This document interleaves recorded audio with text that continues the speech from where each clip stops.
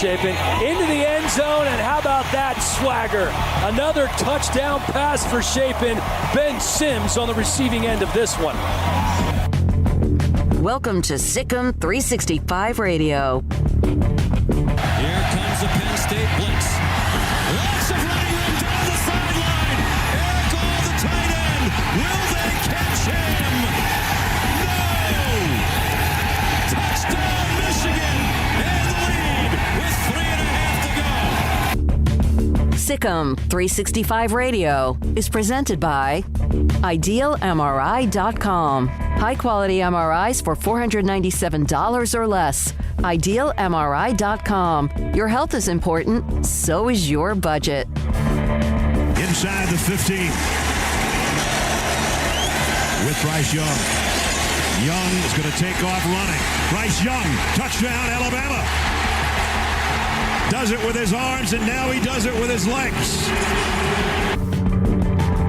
The 3 o'clock hour is sponsored by Waco Custom Marketplace. Meats, sweets, Texas treats, and a cut above the rest. 425 Lake Air Drive, Waco. Well, 2 timeouts left, minute 10 the first half. See if the Falcons can get something going here. And not there. As dropped as Ryan, he fumbled, but it's picked up. As Micah Parsons came through. Now, here's David Smoak, Paul Catalina, and Craig Smoak. Well, hello. Thursday afternoon.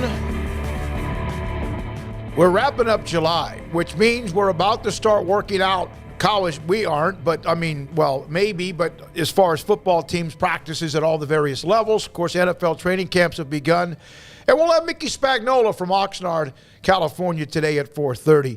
We have 2 different Big Ten analysts or broadcasters today. One, Mike Heller from 97.3 The Game in Milwaukee about Wisconsin. And then also Dan Hope, he writes for 11 Warriors, Ohio State site, as the Big Ten, of course, have wrapped up their media days. The Pac-12 media day is tomorrow. We will also hear from Tim Brando today at 5:20. We have a lot to bring to you today, including, here is a quote. This is Nicole Auerbach with theathletic.com.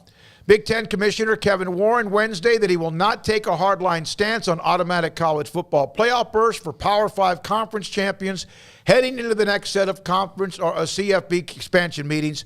This had been a public sticking point for Warren in the past. I'm going to soften my stance on it. I just feel like we have to give some credit for conference regular season success now, whatever that looks like, I don't know. Now, Pat Forty had put up a tweet. You got that one too. This is from Ross Dellinger. In the last line, Kevin Warren hints at what many believe was his real reason for voting against the college football expansion proposal in March. It had little to do with format and more to do with allowing the current contract to expire to provide an open market for more networks to access instead of it just being ESPN. Yeah, so they could have done that anyway, though. That's the thing. It's like he says that, but if they just had voted to expand it and then set a date TBD, they could have still done that. So while I kind of maybe halfway believe him there, you could have done it with the caveat of like, look, let's take it out to the end of the TV contract, but let's build forward. No, you didn't do that so that you could go and poach like the SEC did. That's why you did that, and that's why you had the ACC and Pac-12 do your bidding for you.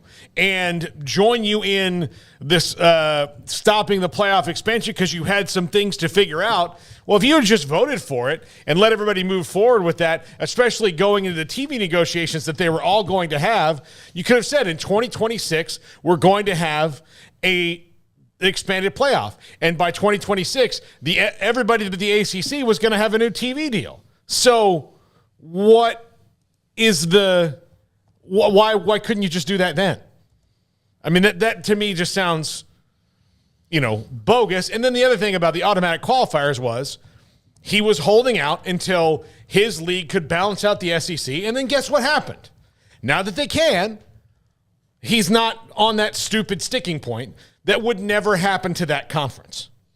Basically, he and Greg Sankey just played everybody is what happened. They just completely, made the ACC and their leaders look like complete buffoons, even though they're locked down in a contract. They're sitting there just wondering when their bones are going to get picked ultimately and how they can make sure their contracts are ironclad. They believe that they are, but how many lawyer hours do you think this past few days have gone into double-checking, triple-checking, quadruple-checking the ACC contracts? Probably a lot, right? Just to make sure, we're safe, right? We're safe. North Carolina can't just pull a USC and UCLA or pull an Oklahoma and Texas. I think that's what the ACC has been doing lately. But, yeah, they have to feel like complete buffoons. And the Pac-12 has to feel like the dumbest of all. And the Big 12 just kind of falls somewhere in between because they weren't necessarily played like the others were clearly played by Kevin Warren when they puffed their chests out and felt like the alliance was really going to be something. There was just puppet strings being pulled the entire time. And meanwhile, Kevin Warren's a genius because he's really smart. That's how he became Big Ten commissioner. But the whole time, he was just allowing public opinion of him to be sour and you're dumb and you're not cut out for this and he'll never last. The entire time, he was just crafting those strings and putting the puzzle pieces together and probably talking to Sankey along the way and just kind of chuckling to each other of like, man, they have no idea what's coming for them. And I know that's big, Hollywood movie probably theory there, the big villains, but I don't think it's very far off, honestly, because it's very clear those schools got played, those commissioners got played, and there's a couple of them just sitting there fat and happy and laughing, and, I just wonder what their next steps are, because I don't think they're just done with, a couple schools each and they're just going to let it be. I mean, Warren basically said that it's survival of the fittest out there. So the Pac's trying to survive, the Big 12's trying to survive, and the ACC, that contract is really their saving grace right now. So that to me is kind of the wild card in this is the timing of the ACC. But, yeah, I wouldn't trust a word coming out of Kevin Warren or Greg Sankey's mouth, and I would just wonder what can we potentially cut off at the pass next because there's something else coming. Well, and 2 years ago, at the height of COVID, we thought Kevin Warren was soft, right? Because – he was, I wondered if he was going to survive 2020, his first year on the job. Greg Sankey and Bob Bowlesby go full speed ahead. Well, here's our plan for a season. The Big Ten, the Pac, and the ACC was in there too. Jim Phillips, those three conferences look, we figured out a way that we're going to try to do this and make it work. And the Big Ten was, for a long time, we're not going to do anything. And then, Scott Frost kind of calls them out. And then, so Kevin Warren looked like he was out of his depths in 2020. And now, he's the puppet master. Well, it's almost like, gauging people on what happened in 2020 when the world was upside down, like Dave Aranda, wasn't a good idea. Yeah. So, yeah, if you're judging Kevin Warren on that year specifically, let's take a man at his lowest and just define him by that. No, let's actually see what he's got when everything's all equal and normal. And, he's one of the two biggest power brokers in college football right now, at least that's in front of the scenes. How you want to count Fox and ESPN and ABC and, all the rest of them, they're behind the scenes pulling strings as well. So, the Kevin Warren, I said it yesterday, is his media days. He said a lot without saying too much detailed, and then he wrapped around and kind of got a little bit more detail with a couple of comments yesterday. They're strong, that's for sure, and he's got to be feeling good about the direction of where everything's going because he and Sankey are kind of palling it up now, and it looks like, their vision of the future of college football is taking shape. All right, so that's that. And again, that was a Wednesday, but just to kind of go back to that, and we're going to bounce around a little bit here.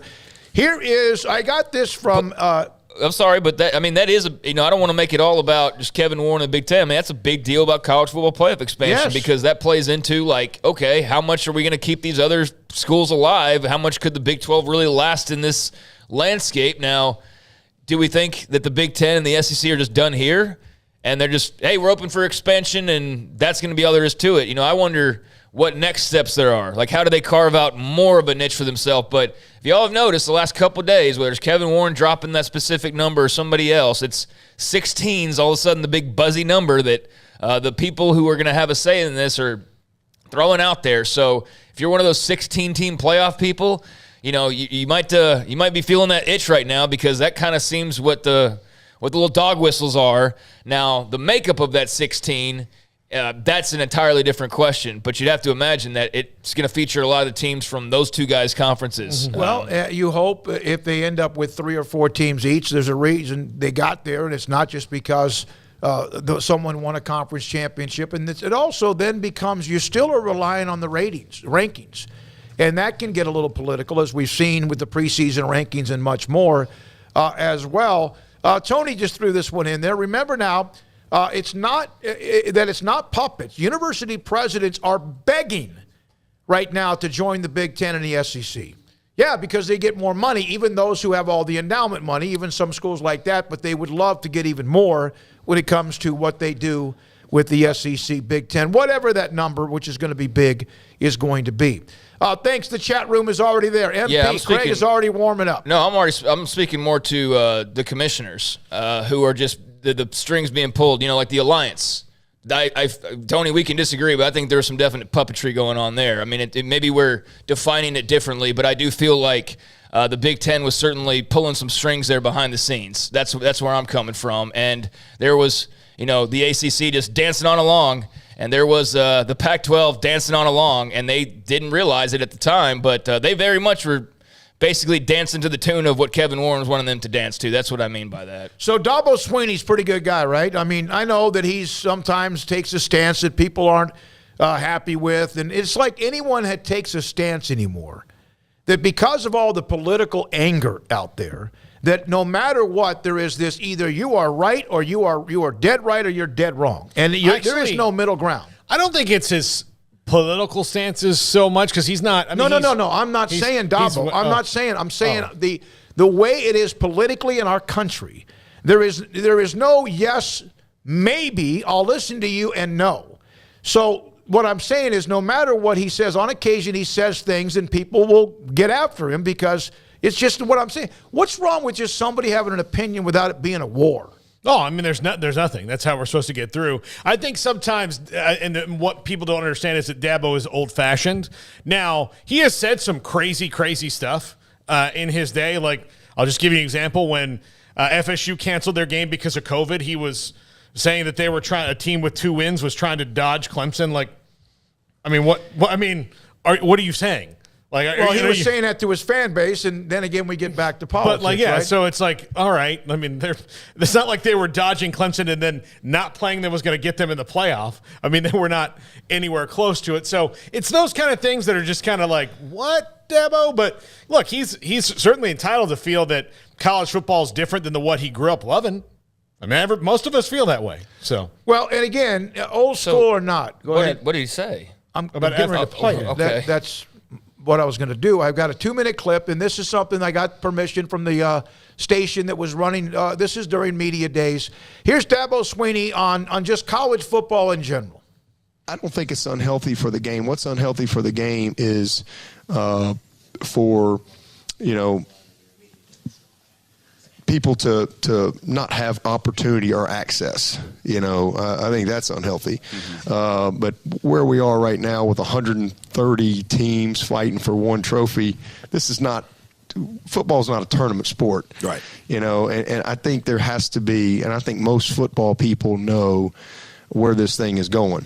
It's just a matter of when. I mean, ultimately, there needs to be, in my opinion, a restructuring of college football. There needs to be a new governance structure, and a little bit more clarity. And because right now it's just all about chasing TV contracts and expansion. It's all being driven by the playoff, And so, ultimately, to me, there's probably going to be, I think the mega conference thing is here to stay, Yep. But ultimately it's probably going to end up in one big league with divisions and maybe 4 teams from each group, regional type of stuff, and you have, a 16-team playoff or something. I think that's probably where it's going to end up eventually. But all that stuff is speculation and when, woulda, shoulda, coulda, what.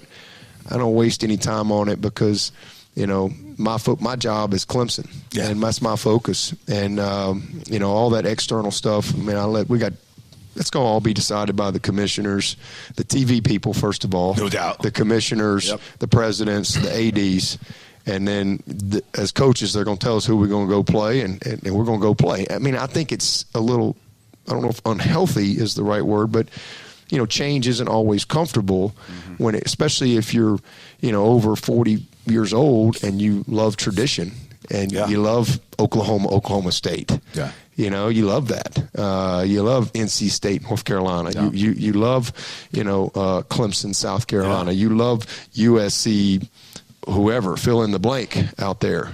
So there's a lot of interesting things going on. But all right, so there's a lot in there, and nothing that's earth-shattering other than off the top, opportunity or access. That's not about athletes. That's about teams having a chance to win a championship. And he was talking about the 130, I think it's 131 FBS schools. Here's a guy that doesn't have to worry about access. He doesn't have to worry about whether Clemson's going to have access or an opportunity to win a championship, whether it's now or in the late, and whatever it is in the future, wherever conference they're in or they stay in the same one. He's already won a couple of them.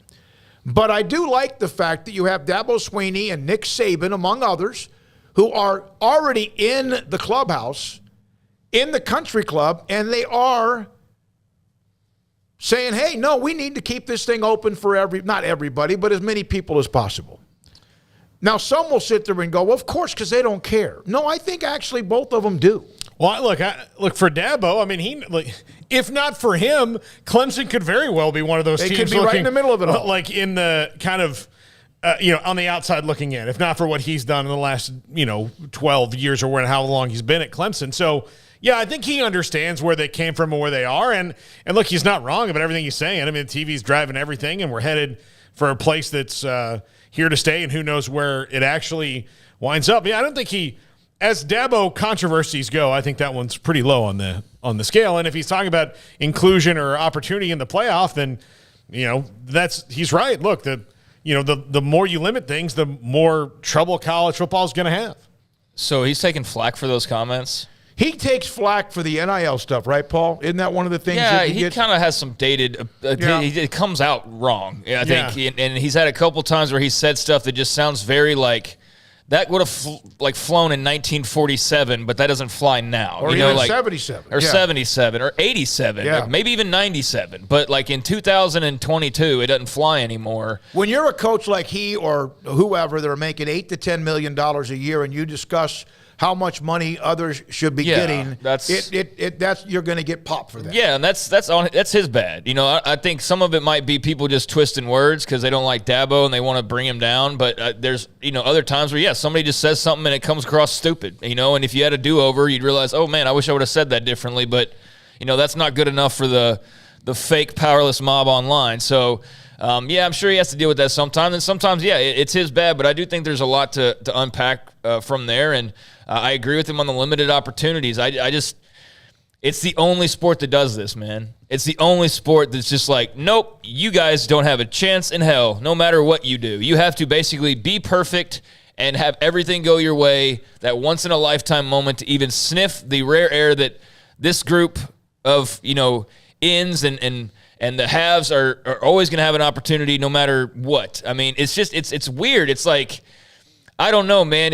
I understand because there's a lot more teams that it can't be like the NBA or NFL where everything's exactly the same for all 30 or 32 teams and the opportunity is the exact same and the revenues are all different and all that. But it's just weird to me. I think Dabo, if he's hesitant, is probably hesitant because it's got, he's thinking about the path to what a playoff might look like nowadays.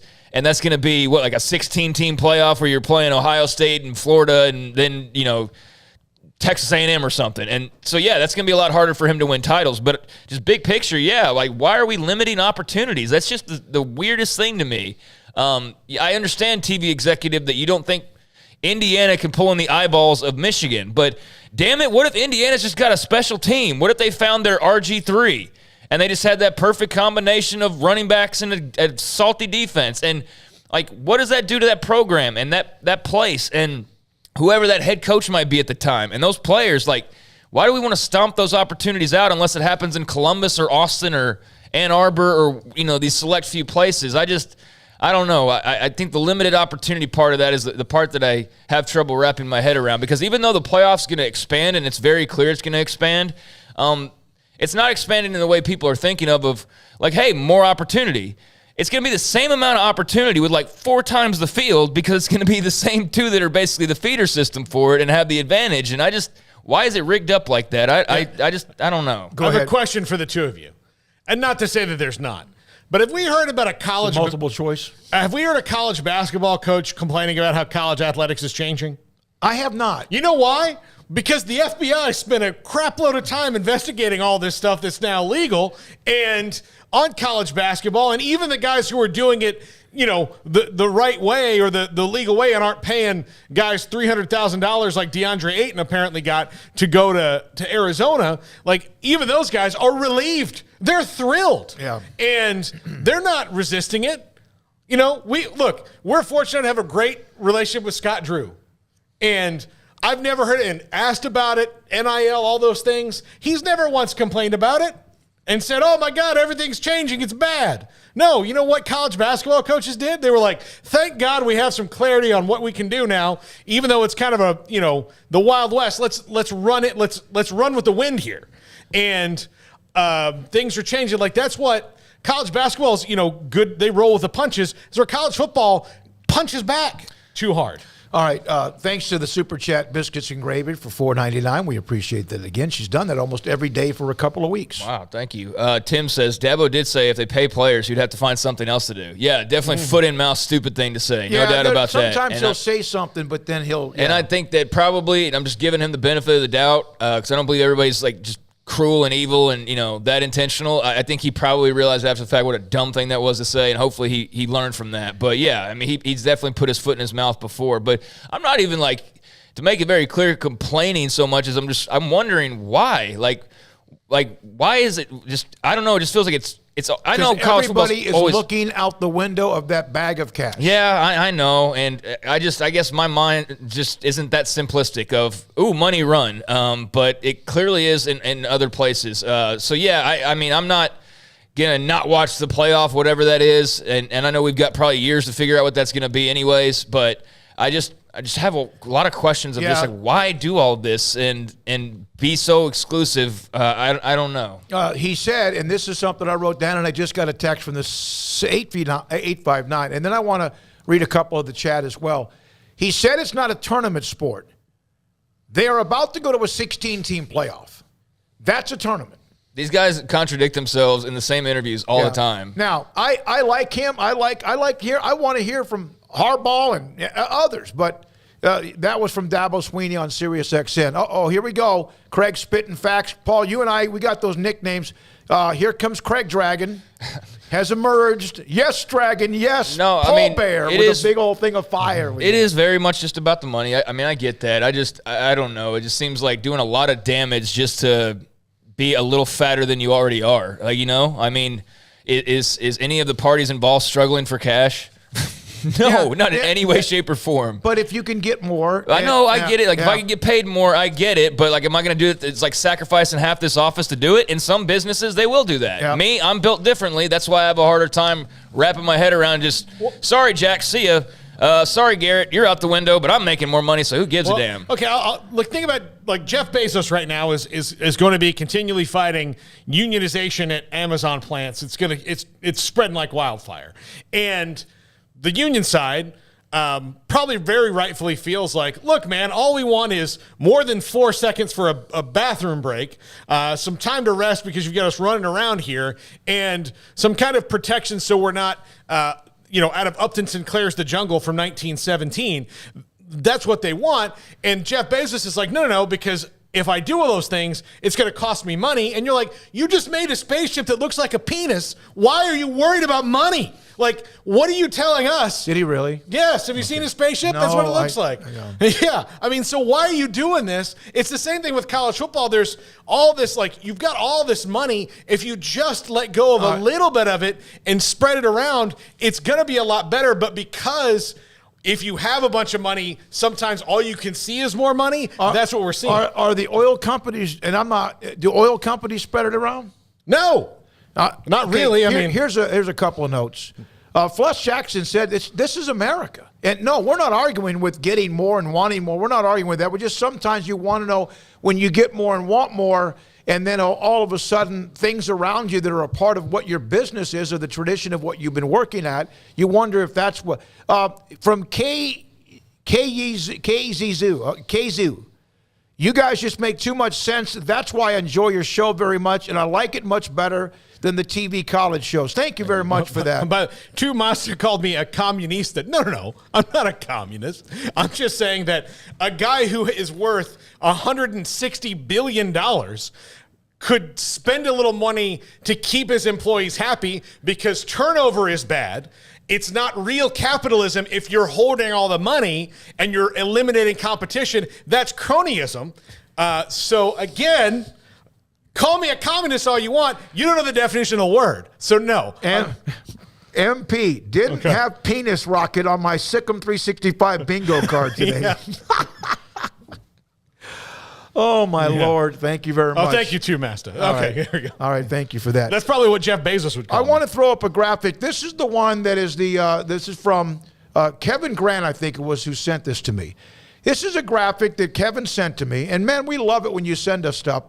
The total home attendance among the Big 12 teams who will be left when Texas and Oklahoma leave. And we know that they both have large stadiums and big attendance. Although sometimes when they're not playing well, the stadium in Austin has been a shell of itself. But Iowa State, among everybody, if you combine attendance for men's and women's basketball and football, has nearly 770,000. This is from last year. Brigham Young second. Texas Tech and men's basketball at Texas Tech has really gone crazy with the crowds and what they do. And their football fans are rabid as well. Third. Baylor at just over 530,000.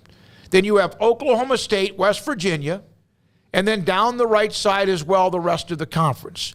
That is just a number. This is just something I thought it was pretty cool. I love graphics, pictures. But Iowa State, entrenched with what they're doing, they do, without question, support all of those three teams. Their attendances are really good. In fact, their women's basketball attendance is really, really good. And so that's a graphic for the Big 12, plus the new 4 minus Texas and Oklahoma. Also, 4-second bathroom breaks are too long. Go on your own time. Esteban Martinez, $5. Thank you, Esteban. A $9 from Martin 77. USC taking the Pac-12 this upcoming season. Martin, we appreciate your faith in the Trojans and the $9.99 super chat. Thank you very much. Yeah, I mean, I'm looking forward to actually seeing them play and not talking about where they're going to be playing or what conference they're going to be in and what they did to embarrass Larry Scott and Pac-12 fans. And I mean, the media days can't get here soon enough. Luckily, that's tomorrow.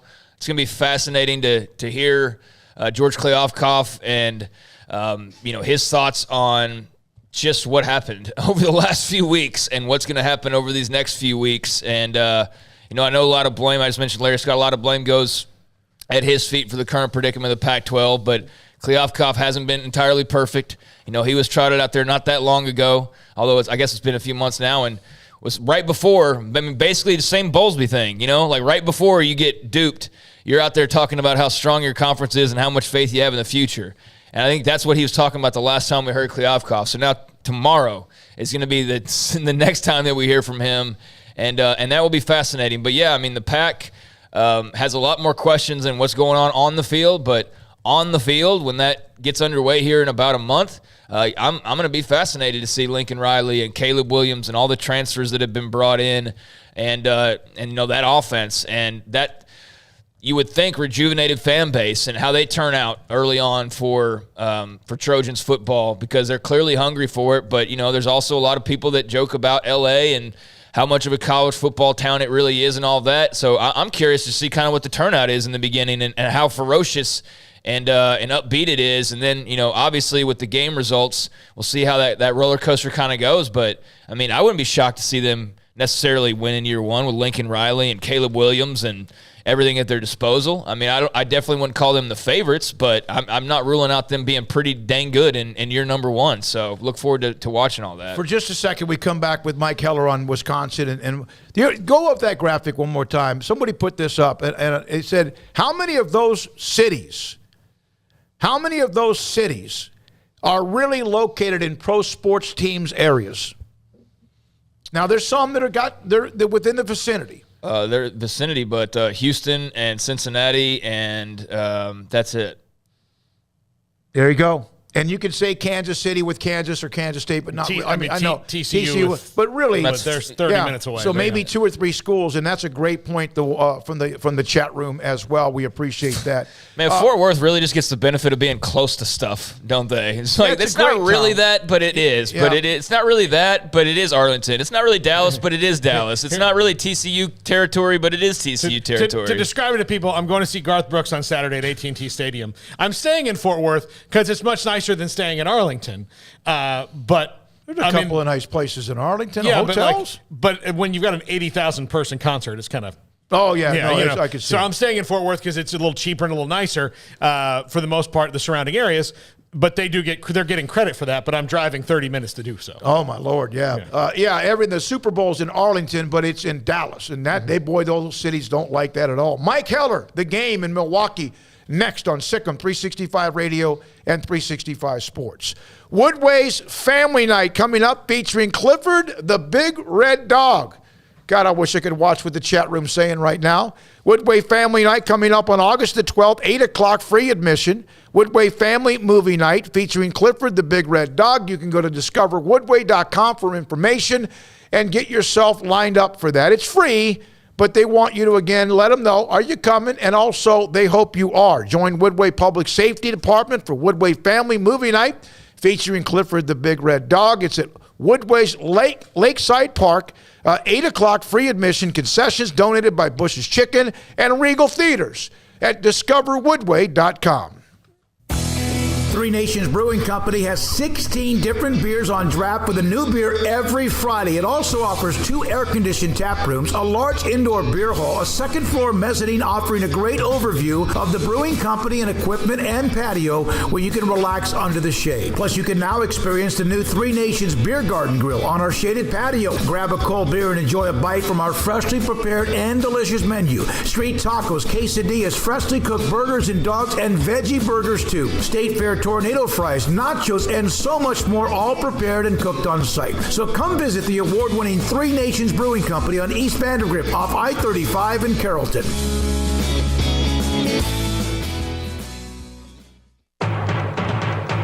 At Allen Samuels in Waco, the new 2022 Impressive Wagoneer Series 2 and 3 have 2.9% for 72 months, plus $4,500 competitive bonus cash going on now. That's right, and $4,500 bonus cash. This incentive on the new 2022 Wagoneers for a limited time only at Allen Samuels in Waco. First responders get $500 extra cash. Come shop the new car and truck inventory today at Allen Samuels Waco. Come by, let's be friends.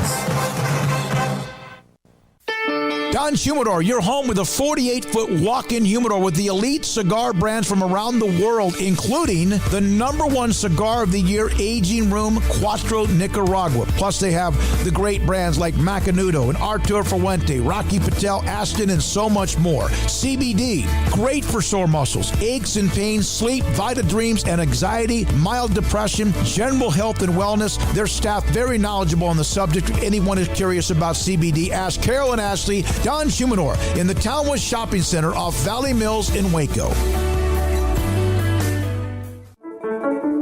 One size fits all. That may be all right for an adjustable belt or cheap sunglasses, but when it comes to your financial needs, no one wants a one-size-fits-all strategy. Cam Heathcott, your Edward Jones financial advisor, knows that his most important goals are yours. That's why he takes the time to understand your needs, knowing you. That's how Edward Jones makes sense of investing. Cam Heathcott, covering Conroe and Houston, 936-756-7717 or cam.heathcott@edwardjones.com. Edward Jones, member SIPC. Let Camille Johnson Realtors guide you seamlessly through the process of buying your dream home or selling your current one. Commercial, farm and ranch, or residential, Camille Johnson Realtors can smoothly and successfully lead you through any transaction. With a team of 28 experienced agents who are excited about serving you, Camille Johnson Realtors services the entire greater Waco area. If you're in the market to buy or sell, contact Camille Johnson Realtors, 104 Midway Center in Woodway, or find them online at www.camillejohnson.com. Camille Johnson Realtors, elegant, charming, warm. Welcome home. You know what would make this moment better? Pizza. Dough made from scratch and an Italian family sauce recipe pizza. 3 fresh signature cheeses making a melty blanket of perfection pizza. Like loads of premium toppings like crispy Old World pepperoni, savory Italian sausage, and fresh sliced veggies pizza. That's Marco's Pizza. Visit marcos.com and make any moment better. And with 4 locations in Waco, Belmead, China Spring, Woodway, and soon to open in Robinson. Marco's. Pizza lovers get it.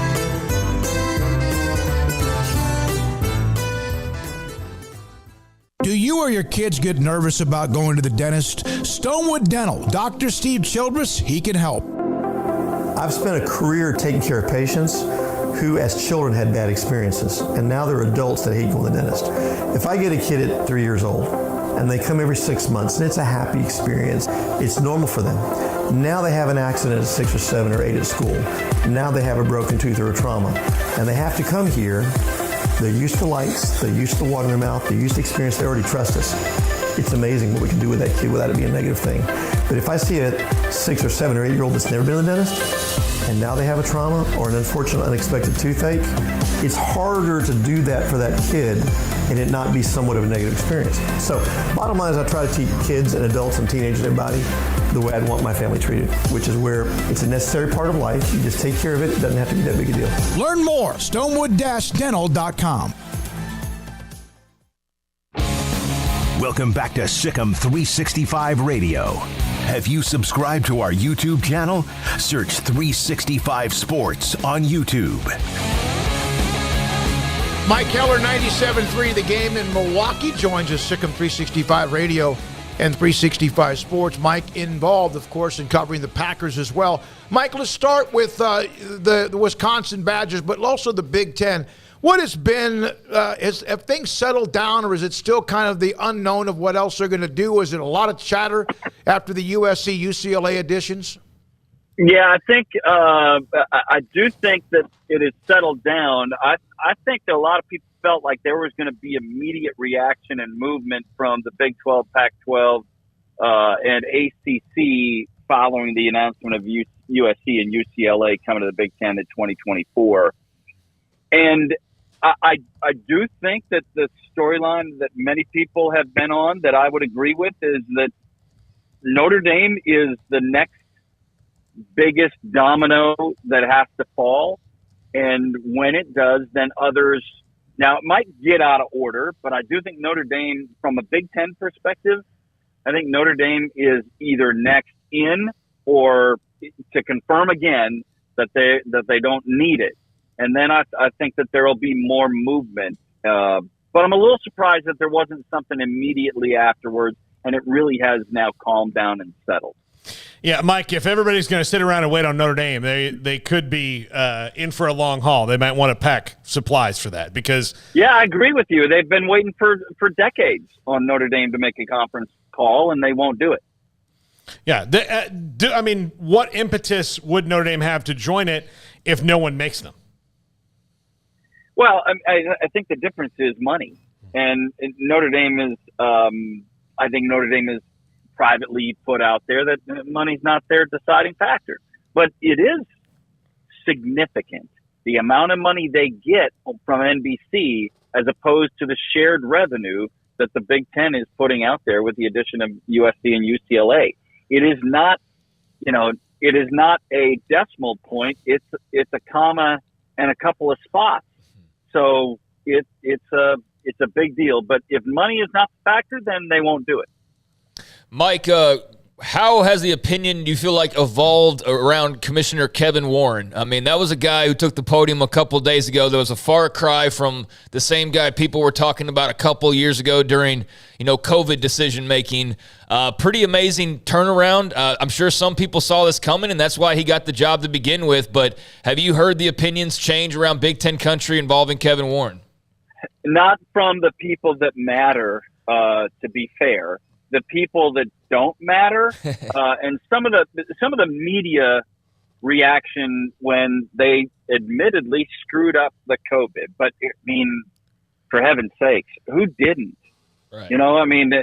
From government standpoints, from medical, the Big Ten and Kevin Warren did not put their best foot forward on it. But I think we could come up with tons of examples that those who didn't. But to answer your question, the people that matter, Chris McIntosh, the AD at Wisconsin, Barry Alvarez, the former AD, the other bosses, the other people that really mattered in the Big Ten, they knew what Kevin Warren was and would be. There was a stumble. And I think people expected, the people that matter, again, expected that there could be some missteps early, but that Kevin Warren would be strong and powerful in his role as they went forward. And he had the very unenviable task of following Jim Delaney. And Delaney was the biggest power broker in college athletics for a very long time. And Kevin Warren's he has grown into his position. And now I think that the people see what he is, and he is a very good conference commissioner. You being there where you are, Mike, are you the one that actually hosts your show from like your own restaurant or something? No, well, I do have a wine bar in north of Madison. Yeah, that's right. During COVID, I did the show from there. But yeah, so no, I do the show either from the office or the studio office, but not from the bar anymore. Although I'd love for them to say, hey, let's go ahead and do it. I'd be happy to. I always thought, I remember you brought that up, and it probably was during COVID or right after that or sometime during that time as well. Wisconsin football has been very steady. Take out the COVID year for a lot of people, but they've been incredibly steady. A lot of double-digit wins, in fact, a ton of them since 2003. Where are they, in your opinion? What the expectations? Do they feel like they can get to that next level with all the power teams that are right now in the East? Yeah, I think there are two ways to look at it. Wisconsin, I would agree, has been very successful. They're at I wouldn't call it a crossroads, but they do have changes that they brought into the program this year with Bobby Engram, the former Baltimore Ravens assistant. Bobby Engram is now the offensive coordinator. Paul Chryst was the OC, even though they had others who were named the offensive coordinator in years past. Bobby Engram has gotten, I think it'll be interesting to see what control he takes on the offense. It has to be an offense that's built on a powerful offensive line that graduates so many of their players to the NFL and the running game. But until Wisconsin finds its footing again in the throw game, of being able to be effective in the air, I don't know that they can take the next step that you're asking about joining the elites from the East. Now, the Big Ten West, Wisconsin has not owned it, but they've been the power broker in the West since they went to the divisional format. They've got some who are nipping at their heels there, and Minnesota is among. Iowa, certainly, they were the team a year ago. I don't think I can sell on Nebraska yet. So, but the bigger picture question that you asked, can Wisconsin take the next step? I've maintained for years that this is the step, that they're at the step. Mm-hmm. Wisconsin doesn't spend as much from a budget standpoint on football as some of the East powers do in the Big Ten. But the other issue for them is geographical. Ohio State gets so many in-state athletes, and if you're a 5-star in Ohio, you're going to Ohio State. Wisconsin doesn't get 5 stars. Just look at the recruiting analysis over the years. There aren't 5 stars coming to Wisconsin, and Ohio State 4 and 5 stars, is 4 and 5 times greater than that of Wisconsin. I think this is their step. They are highly competitive.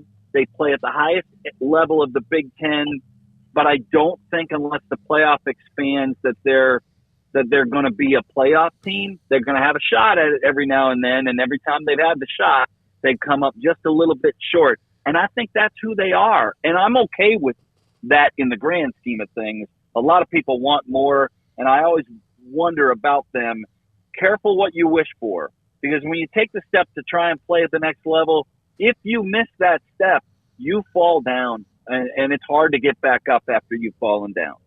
So, based on your comments about the passing game, is the jury very, very much out on Graham Mertz so far? Yeah, they'll go as far as Graham Mertz allows them to go. And I think Graham Mertz has the talent to be a very good college football quarterback. Very good. Not good, very good.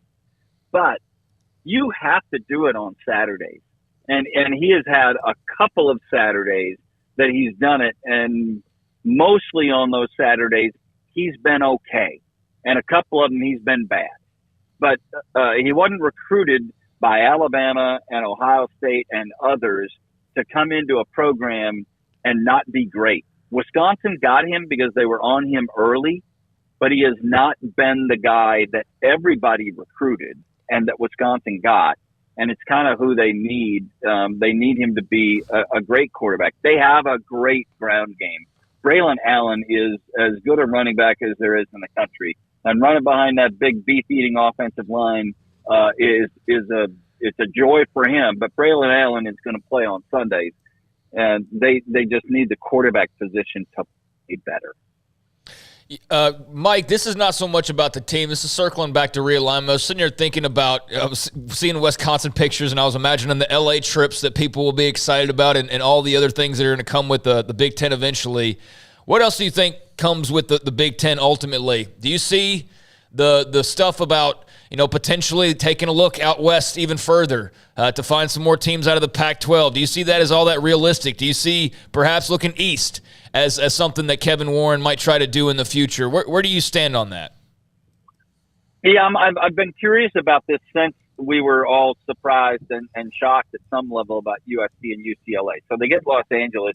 Certainly the West Coast is still open for Cal and Stanford from the Pac-12, which gets you the San Francisco market. Remember, these are all about dollars, and it's all about TV revenues and big markets if you can get into the big markets. Now, the SEC is flown in the face of that because they have no big markets. The closest you get is New Orleans and Atlanta, and neither city specifically has an SEC team. They just have a following. Now, the Big Ten has been different. That was the Rutgers, Maryland move, right, was to get Rutgers, which is a 30-minute train ride to Manhattan, to get New York City cable to have the Big Ten network. It was to get that footprint. So you've got that in New York, you've got Chicago, and then you've got LA. So you got essentially the three biggest TV markets in the country. Could you add San Francisco? Could you add Seattle? Could you add Denver? Because those coincide, or Phoenix, those coincide with Cal Stanford, they coincide with Washington, they coincide with Colorado, and they coincide with Arizona or Arizona State. Those are interesting, but I would also just to keep in the loop, they would like another East. Would Boston College be a good fit? I know it would be from a lot of aspects.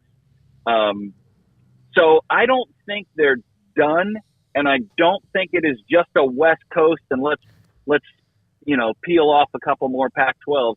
I think an ACC. I think in North Carolina is a possibility. They all have those media rights deals that go through 2034, which is an issue. Yep. But Boston College would be very lucrative for somebody to peel off, and I wouldn't put that by the Big Ten to find a way. Mike, I in your explanation or your answer there, Were you surprised when USC and UCLA were added? Were you surprised that it did not also include Washington or Oregon? Yeah, well, I don't know what I talked to some people in the know, and they said that it was USC and UCLA that came to the Big Ten, not the Big Ten going there. So when I fully understood that, and that it happened very quickly, is what I've been told, is then I wasn't as surprised that Oregon and Washington weren't part of it.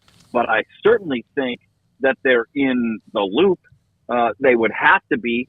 You then take that whole Pacific Northwest corridor and you get the West Coast. I mean, other than San Francisco, unless you peeled off Cal or Stanford, you've got the West Coast. From a collegiate standpoint, they are now part of your entity. So, yeah, not surprised that they didn't go there because I don't think they went there. I think USC and UCLA came here, and then it happened very quickly. But certainly I would be surprised if Oregon and Washington weren't a significant part of the conversation. Mike, we just want to ask one Packers question real quick. What is the bigger story coming out of the Packers camp? That they don't have any wide receivers for Aaron Rodgers, or that Aaron Rodgers has gone full Con Air with his look? Yeah, that Cameron Poe look coming into camp was that was fantastic. Some people are inclined not to like Aaron, and I get that. So then they had a hard time with it. I thought it was funny, and I thought he pulled it off incredibly well. Yeah, he did. I just left Packers camp. I was there the last 2 days on the first 2 days of camp, so I'm just south of Green Bay now. And I think the biggest story is Dave Bakhtiari, who we didn't know this until 2 days ago.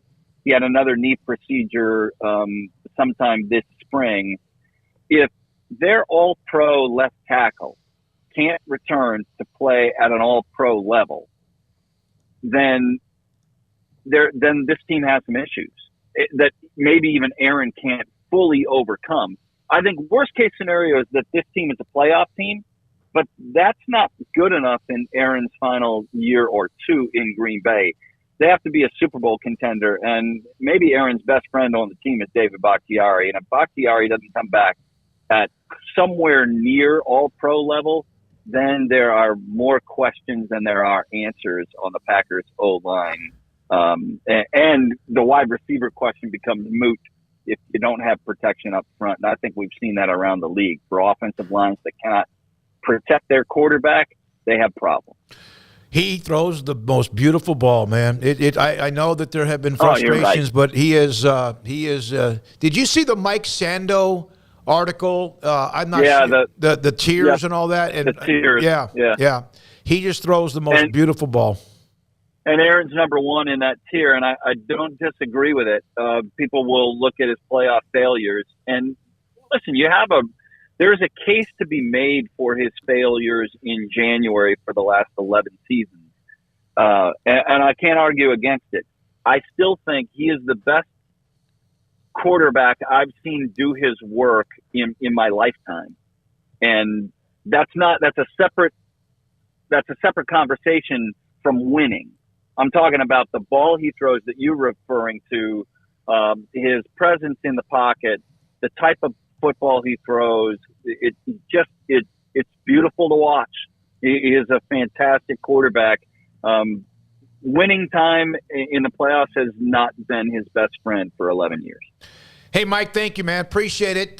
Thanks for your time, and have a great football season. Yeah, appreciate it. Thanks for having me jump on. Eventually get to talk about games and wins and losses and matchups and stars and other things as well. Braylon Allen's a star. He is an absolute dog. I know that much about Wisconsin. Besides that, look forward to learning a lot more. But, yeah, that's the one thing and everybody else can say for sure is that young man's a star. And, I think he's realistic and clearly not somebody who's got massive expectations that are unrealistic for Wisconsin football. And, they're as tried and true as it gets, I feel like. I feel like every year you can kind of bank on, for the most part, Wisconsin being steady Eddie when it comes to the college football season. So expecting that, and if not a little bit more this year, we'll see how it goes. But, yeah, obviously the quarterback spot's going to be pivotal, like it will be for a lot of teams around the country, How good are we going to be? Well, it's going to depend a lot on what happens, behind center. So we'll see what happens with Wisconsin. Let me tell you what hurts when and me personally, when I watch or see video or watch Wisconsin football. They never were where Nebraska was when they won national titles, but they are basically who Nebraska used to be.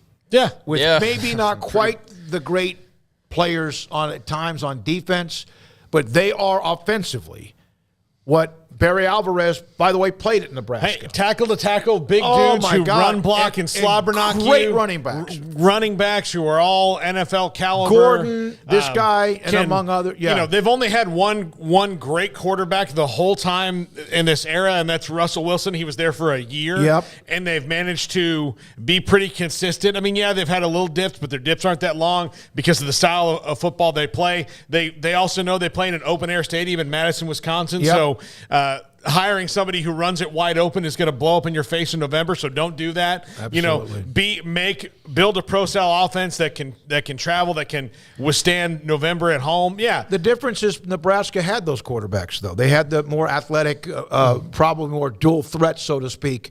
And it just makes it. I'm proud of what Wisconsin does. I know that they also have their drawbacks at times, but my God, that's who it was and who used to be. And then you could win that way on the road, no matter the weather, and be consistent. I think the drawback for them is just that you could have like your great years of winning double-digit games. The problem is you still lose 3 games. Yeah. They've got a lot of 10 and more win seasons, but it's also followed by 3, 4, 3. It's kind of that deal where they can reach great heights, but there's always at least a couple of stumbling blocks. And nearly won 10 games last year. It seems set up pretty well. I know that there's definitely positivity coming out, as far as their positioning heading into this year. But of course, the main spotlight's on the bigger brands, and you got Michigan State, and Ohio State for starters that are very much there at the front of the pack. So we'll see where Wisconsin fits in, but I'm sure they'll find a nice, comfy spot, and we'll win some games. That's for sure. Take this into consideration that they used to play not 7, 8, 9, 10 games or so, but when they started in 1892, Wisconsin football started in 1892. They did not have a 10-win season until 93. 100 years. And then they had one back-to-back, and then they've reeled off 8 or 12, I'd say 10 in the last 15 or 18 years. That's who they are, but not quite. They had a 13-1 team, but lost to Ohio State in the Big Ten championship game. Sick on 365 Radio and 365 Sports. Richard Carr, Buick GMC Cadillac, have a lot of great deals going on right now at Richard Carr. They are the people that you can count on. Whether you're looking to buy new or pre-owned, they can hook you up either way. Obviously, there's been supply chip issues all around the country. It's been harder to get vehicles, and Richard Carr's been dealing with that along with their customers for the last several months. And the best way to get around that wait is to get your name on their inbound vehicle list. And by doing so, you basically place yourself in line to be first in line or be up next for the new car, truck, or SUV of your dreams, whether buying new or pre-owned. So don't wait any longer. Cars and trucks arriving weekly at the dealership. Get your name on that inbound vehicle list and reserve a brand new Buick, GMC, or Cadillac before anyone else. Now, if you're looking to ride out in something today, you're not too worried about I'll wait and get the thing, this model, this vehicle, I'll wait however long that takes on the inbound vehicle list. No, I need something now. I need something today. I need something I like, but I need something today. Well, if you need something today, consider there are dozens of pre-owned cars and trucks, quality pre-owned cars and trucks at that. All of them have undergone a 172-point inspection, so you can drive them with all-important peace of mind, and they will pay top dollar on your trade with dozens of lending options. They say yes to loans when others say no. So go online or come by the dealership to check out their inventory today. Trust the good local people you can count on for 23 years in Central Texas. Proud Wacoans, proud Baylor Bears. Log on to richardcarr.com today. Call now or go see them now off Highway 6 at the Imperial exit. Hey, this is Bryce Petty, former starting quarterback and two-time Big 12 champion, and I know firsthand the importance of being in top shape both on and off the field. So listen up, men. If you're feeling beat down day in and day out and looking for that high-performance edge that separates the men from the boys, then look no further than the Petty Clinic Low T in Waco. Petty Clinic is a comprehensive men's healthcare clinic with an atmosphere catering to men. Board-certified Dr. Kent Petty has a special interest in offering the highest quality medical care to men of all ages. Some of the services offered include screening and treatment for low testosterone or thyroid, infertility, high blood pressure, diabetes, high cholesterol, sleep apnea, while offering comprehensive wellness exams and complete men's health lab panels. High performance men, remember, it's not just a Petty thing. This is Bryce Petty, encouraging you to reach out and Google search Petty Clinic Low T or go to pettycliniclowt.com and get your complimentary lab screening today. It's plain and simple. Waco Custom Marketplace is the one-stop shop for what you need for tailgating, from charcoal, cold beer, and wine. And, of course, customize your order with brisket, tri-tip, sausage, wings, smoked pork tenderloin, country-style or pork spare ribs, marinated beef and chicken fajita meat, ground beef and chili, meat, hot dogs, and burgers, buns, seasoning, sauces, chips. There's fresh baked bread and kolaches every day, breakfast sausage links. And you can also customize your favorite cut of steaks from Select, Choice, or Prime, bacon wrap fillets, ribeyes, New York strips, sirloin, T-bone, and porterhouse. Full service butcher shop includes pork, poultry, beef, chicken, and seafood, serving Waco restaurants and families since 1940. Your one-stop shop for beef, pork, poultry, and seafood needs. Waco Custom Marketplace, 425 Lake Air Drive, or WacoCustomMarketplace.com.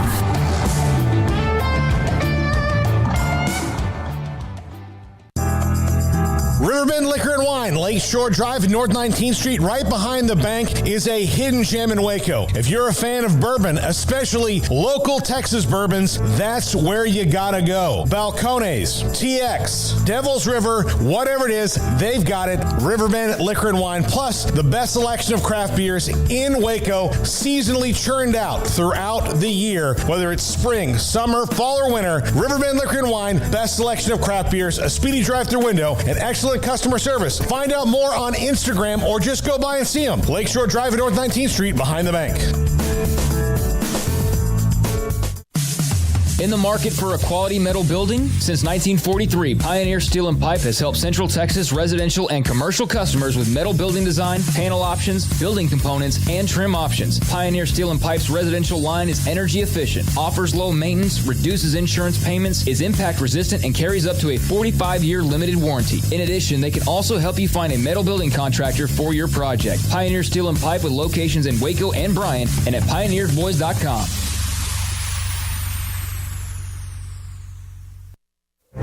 Stepping into a new pair of boots is great, but stepping into the boots of a U.S. Army officer can also add confidence and leadership skills to your son or daughter's career path. There are more than 150 occupational specialties to help them find the best fit for their future. See all the things your son or daughter can achieve in our boots at GoArmy.com.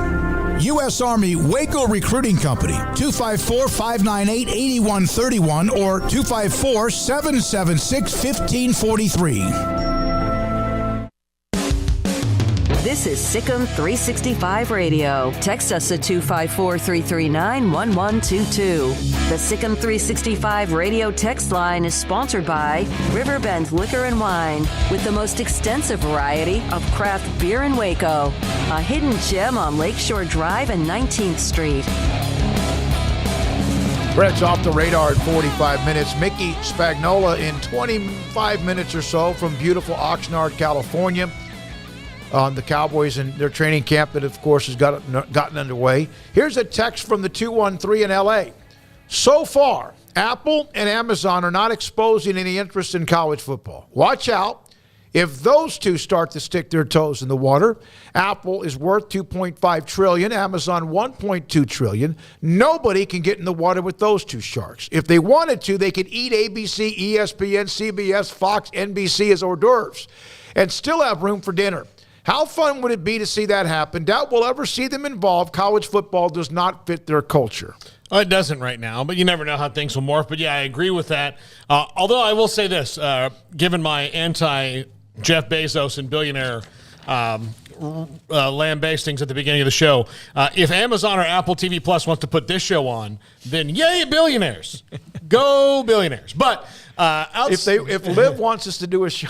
Yeah, I mean, again, I'll go up in your wiener rocket any day there, Jeff Bezos. But I don't think it fits what they're doing right now. And if you look at what Apple is doing sports-wise, and Amazon's doing sports-wise. Amazon's going big with the NFL. Apple does a little bit of Major League Baseball, and they're doing, I guess they have all the MLS starting at the beginning of the next season, I think, if I'm right.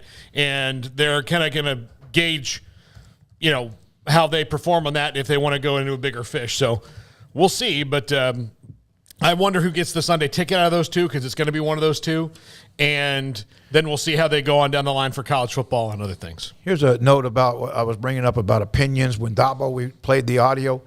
Why is it everything nowadays has to be extreme this or extreme that? Either it has to be all Democratic or Republican. Got to either love this or hate everything about it. The NIL is imperfect. There are genuine concerns of things that need to be fixed. Otherwise, over time, it is going to be a mess. Why do people have to jump to conclusions and have lazy takes?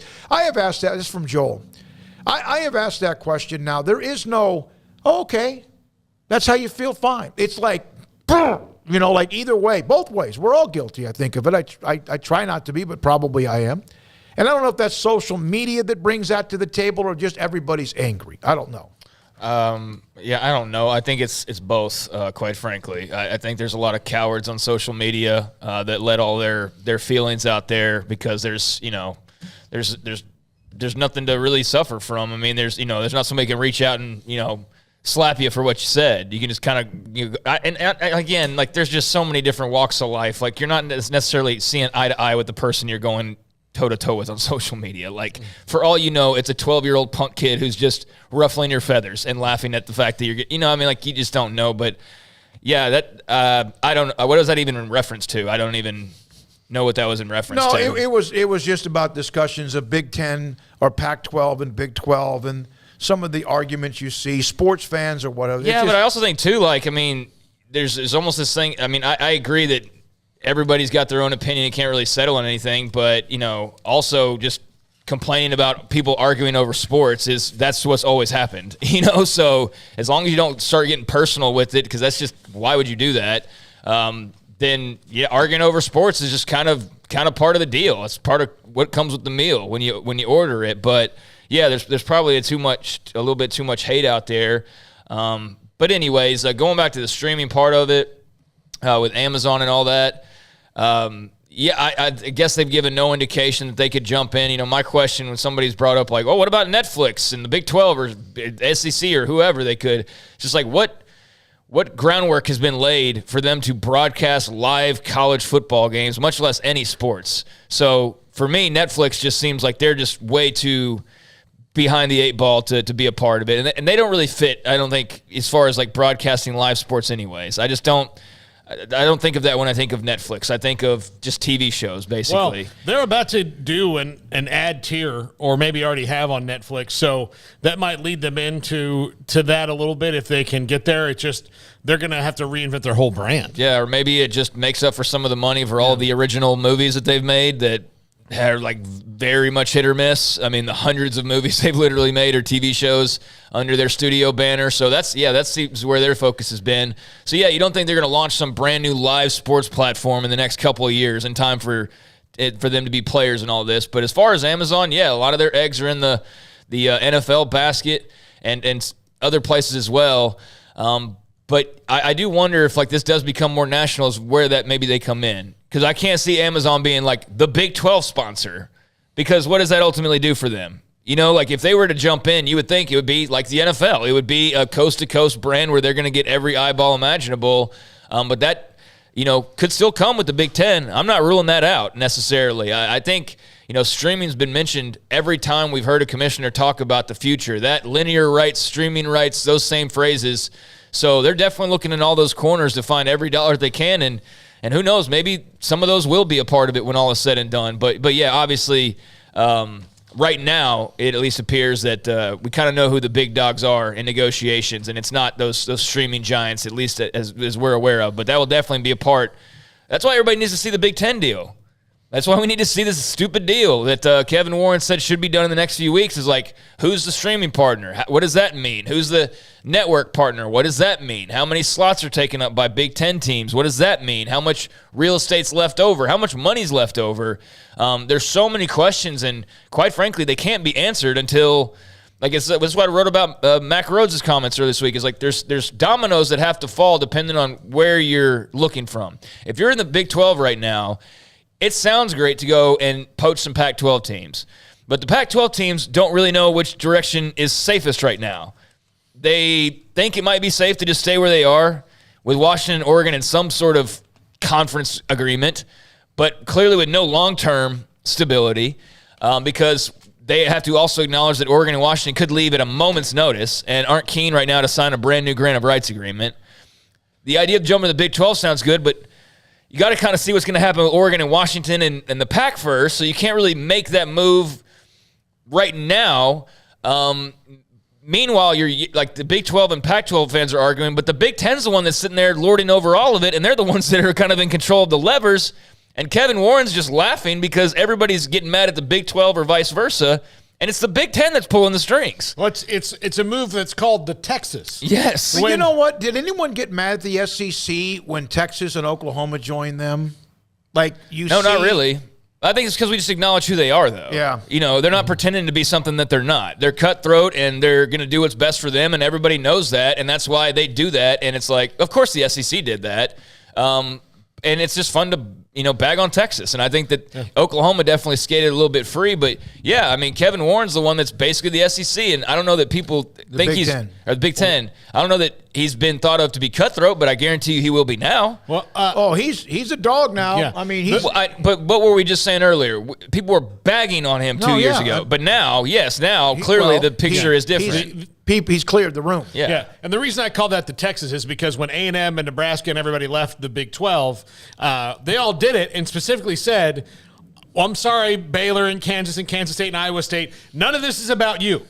This is about Texas, and we don't like where they're going. And then Texas successfully got all the other schools to fight against A&M before they turned around and went, well, they're leaving, now let's talk to you, which was, I got to say, a stroke of brilliance. Oh, yeah. And I'll tell you what Texas almost pulled off in that time was, when parents get divorced and they have to sit their kids down and say, listen, mommy and daddy don't love it anymore. It's not your fault. What Texas did was, no, mommy and daddy don't love it anymore, and it's your fault, Junior. Yeah. You ruined this marriage. That's what they did, almost pulled off. Yeah. The 5-7-3. Go ahead. Yeah, what I'm saying is that if you're in the Big 12 right now or in the Pac-12, I know we're all looking for answers, but there's other dominoes that have to fall, and that's, I think, the hard part is that, we do have to wait on Notre Dame, basically, to make up their minds on what they want to do. Are you going to be independent? Or are you going to go to the Big Ten? Or are you going to swing something with the ACC, which seems extremely unlikely? But until that happens, there's a little bit of a pause. On top of that, you've got the Big Ten and their TV negotiations. It's hard to gauge what the Pac-12 might garner, and it's definitely hard to gauge what the Big 12 might garner in a couple years if we have no idea what all networks are involved with the Big Ten, what all streaming services are involved with the Big Ten, and what those numbers are. Like, until we know that the Big Ten's going to have these spots on Fox and these spots on ABC and these spots on Amazon and these spots, wherever it is, we don't know what spots are available, right? So you need Notre Dame to figure out what they're going to do. You need the Big Ten to announce their media deal that they've been teasing all this time, and then the Pac-12. And that's what Mac Rhodes said yesterday in terms of, the Big 12. It's like they're on the hunt, and they're open for business, but quite frankly, there's nothing to hunt and there's no business to be done until the business is done in about 3 other places, and that's South Bend, Indiana, that's the Big Ten offices, and then that's ultimately the Pac-12 offices as well. So I'm very curious to hear George Kliavkoff tomorrow at that Pac-12 press conference to get a little bit of an update on where exactly the Pac is. They're definitely the least probably interesting and ultimately influential in what's going to happen next. But they are still influential and impactful in what's going to happen next. Just not as much, it appears, as a Notre Dame decision would be or the Big Ten TV deal would be. It's not just one thing we're waiting on. Yeah. It's numerous things, and all of them are massive. And I would think that of the first one, Notre Dame, that's never going to change, or at least I say never. That's not going to change anytime soon. The Big Ten eventually will announce their TV contract. And I wonder if there was so much talk, just my thought, there was so much talk about how they were going to get $100 million, correct, distribution for each school. And then you add USC and UCLA, it might even be more. I wonder, just a thought, when they said $100 million per school, did they maybe say that too soon? Is it really going to be $100 million per school? How many teams are in the Big Ten? 14? 16? We'll be 16. We'll be, okay, 14. So you're talking about there's going to be $100 million per school, and you're adding to, I know you hit the LA market. That is a massive amount of money. If it is fantastic for everybody involved. Well, I might be wrong, but I'm pretty sure that number got floated very intentionally. I don't know if it got floated before the LA schools. I want to say it might have. It did. But yeah, so I think that was just a very calculated number to throw out there. I think it'll also be pretty accurate. I think that they're basically speaking that number into existence and also using it as a tool to lure other programs, say, like, look at all this cash. I mean, look at what you're doing, and look at all this cash that we're making. Now imagine if you, with extra value, of which there are very few select teams that would add additional value, which is why the whole Pac thing's kind of muddied. It's like, does Oregon and Washington really bring that much extra to the table? Some will argue yes, some will argue no. They might even shave a couple million off, because at this point you're getting to such high numbers that, like, who's really bringing more than that? So, yeah, I think that was very calculated. That was just part of the brilliance of what the Big Ten did and how they kind of played the game, was throwing numbers out there like that, seeing the big eyes that were like, oh, wait a second, we might be interested in that, and following through and being very calculated and secretive along the way. I mean, it's brilliantly done. It's brilliantly done by the SEC with Oklahoma and Texas as well. But, yeah, I think any numbers like that are thrown out, or any vague threats, or if it's in public and it's at a press conference, that's intentional. That's all intentional. Well, the early numbers were it could be $80 million, and then they kind of threw, well, it could be between 80 and 100, and then all of a sudden the LA market comes in, because we know that wasn't something on June 29th. They were in the TV negotiation that said, hey, have you guys ever called USC and UCLA? See what they'll do. Their contract's up tomorrow. I bet they'll make a quick decision. No, that was something that was in the works for a long, long time. So, So they knew that. So when they throw out $80 million, knowing that they were about to pull the trigger and get the Los Angeles market in their footprint, and then, like we heard Mike Heller say, they've got New York, Chicago, and L.A., and D.C. And then why not look at Phoenix, or why not? Yeah. Yeah. No. I mean, so they can say that before they even go to those places. They can say, look, we've got New York, L.A., D.C. In the market, or in the footprint. I think that between 80 and 100 should be more between 99 and 100. What do you guys think here at the TV networks? And they'll probably say yes, because Los Angeles TVs matter. Los Angeles TVs matter more than TVs anywhere else. How do I know that? In the World Series, or the American League Championship Series, but even the World Series, if it's the Yankees and the Mets, that first pitch is at 7:58 or 8:07 p.m. when the people watching the game, the majority of people watching the game, will be halfway on their way to bed, and Los Angeles is just tuning in. They do that for Los Angeles. TVs in LA are more important than TVs anywhere else. Bottom line. It's a massive market, no question. All right, even though it's a pro sports market. Even though it's a pro sports market, you're talking about, of course, baseball, Major League Baseball. One note, we do have at 4:30, well, actually in the next segment, 4:25, Mickey Spagnola, there was an article today written by Colton Bartholomew with the Wisconsin State Journal. Big Ten football players express concern over travel with additions of UCLA and USC in 2024. And then this wasn't like, oh, my God, I don't want to do this, but one quote, missing class, the time difference, jet lag, that stuff is real. I think it'll be pretty hard on the kids, especially the West Coast players. Not so much he was talking about his own school. We have 2 years, though. Kevin Warren said this. We have 2 years to plan. We have built a Big Ten readiness committee that will activate here to start working with USC and UCLA to get ideas as far as what we can do.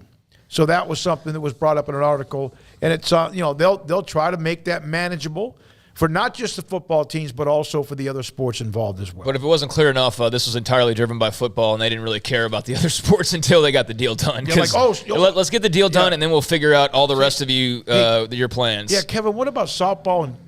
Yeah, he doesn't care. We'll get to that. Yeah, with all due respect, we'll get to that. And I understand that to an extent. I do think it's going to be interesting, though, like how all of that does work. And I do think, too, that there's a lot of people in athletes' ears now. And, if you're somebody who's trying to get your foot in the door or get an athlete's ear about how they should be making more money or how they should unionize or whatever, I mean, you think this isn't going to be a sticking point? That somebody's going to use the cross-country travel on a Tuesday to go play a volleyball game? Mm-hmm. Of course that's going to be ammunition for some people. It's just a matter of what athletes are going to bite on that. But that'll be tucked away, and that'll be used at some point, I'm sure, as an argument for why this thing or another needs to change. But unions only are strong as the number of members they have, right? Right. So if you just did a football players union, that's probably a pretty big. You're talking 85 scholarship players and walk-ons, so that's a bunch of people. But if you start adding in all the other sports into a college athlete union, then that's a union that's got a lot of people in it, and so then you're fighting for a larger cause and a larger piece of the pie. So those issues where a football game once a week, traveling cross country, who cares? But having to leave, what Rutgers is going to have to do when they have that West Coast swing is they're going to have to play on Tuesday, in LA, and then they'll probably, have to do something on the way back, like play in Wisconsin on the way back. And so you've got 2 road games in a week without being home. That's something people will eventually complain about because it's going to be a drag. And then you still have to do class and all these other things. And we have, this is about athletics, and we have discussed student athlete. Craig has been very hard on that, making sure we don't lose sight of that. But at some point, there are certain schools, no matter the money, that, hey, wait a minute, this is really not who we're supposed to be. They'll lose the argument, no matter the endowment, no matter all the other things, because of the money the football is generating. From Esteban Martinez, who I think's given us a couple of super chats back when we were talking about Amazon, Apple, whatever. Netflix is losing subscribers. You wonder if will they then try to find something alternate get into sports? No, that's what I mean, though, is like, who would they go get that's going to add that kind of a value? Because you're not going to do it by like, hey, everybody, we got Iowa State versus Texas Tech. Like, that's just not going to bring in enough eyeballs to, to make them want to, like, here's the thing, Esteban, they got to launch, like, the full project to begin with. They don't do live sports. Like, ESPN's already got it all baked in. Amazon's been working on, all these hires for their NFL broadcast coming up, and they've toyed with live sports. I mean, you can watch baseball on there now every Friday night, and they're going to have all, these NFL games and everything. So that's kind of already been underway. Netflix has done none of that. Like, their sports content is just documentary-style F1 show, documentary-style other show, like whatever, soccer show, but they don't do, like, games. So they would basically have to, like, buy a studio of some sort or, like, merge or, like, create one from dust and get all of that ready and broadcasters and, like, that's not even a live platform. Like, it's all recorded already. So, like, they don't even do live stuff. So that's did one live show in their history, and that's a Chelsea Handler late-night talk show that they quit doing. Yeah, so handling a live broadcast and all that entails, and then, the millions of people or hundreds of thousands of people that would want to watch that just seems like that would be a big bridge for Netflix to have to cross in a very short amount of time.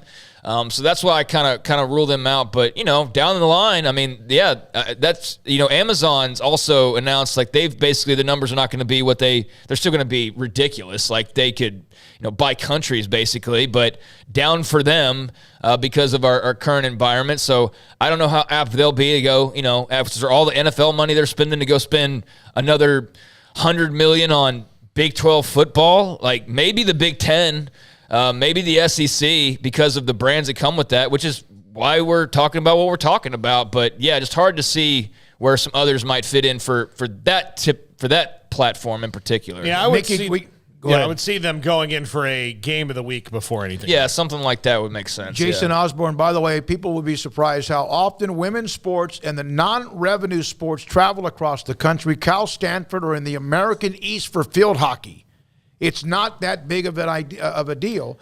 Jason, thanks at least for the feedback. And I know that right now travel's different anyway. But, being on a charter is different than when you're flying regular. By the way, and that was a story from yesterday. Was it yesterday or earlier today?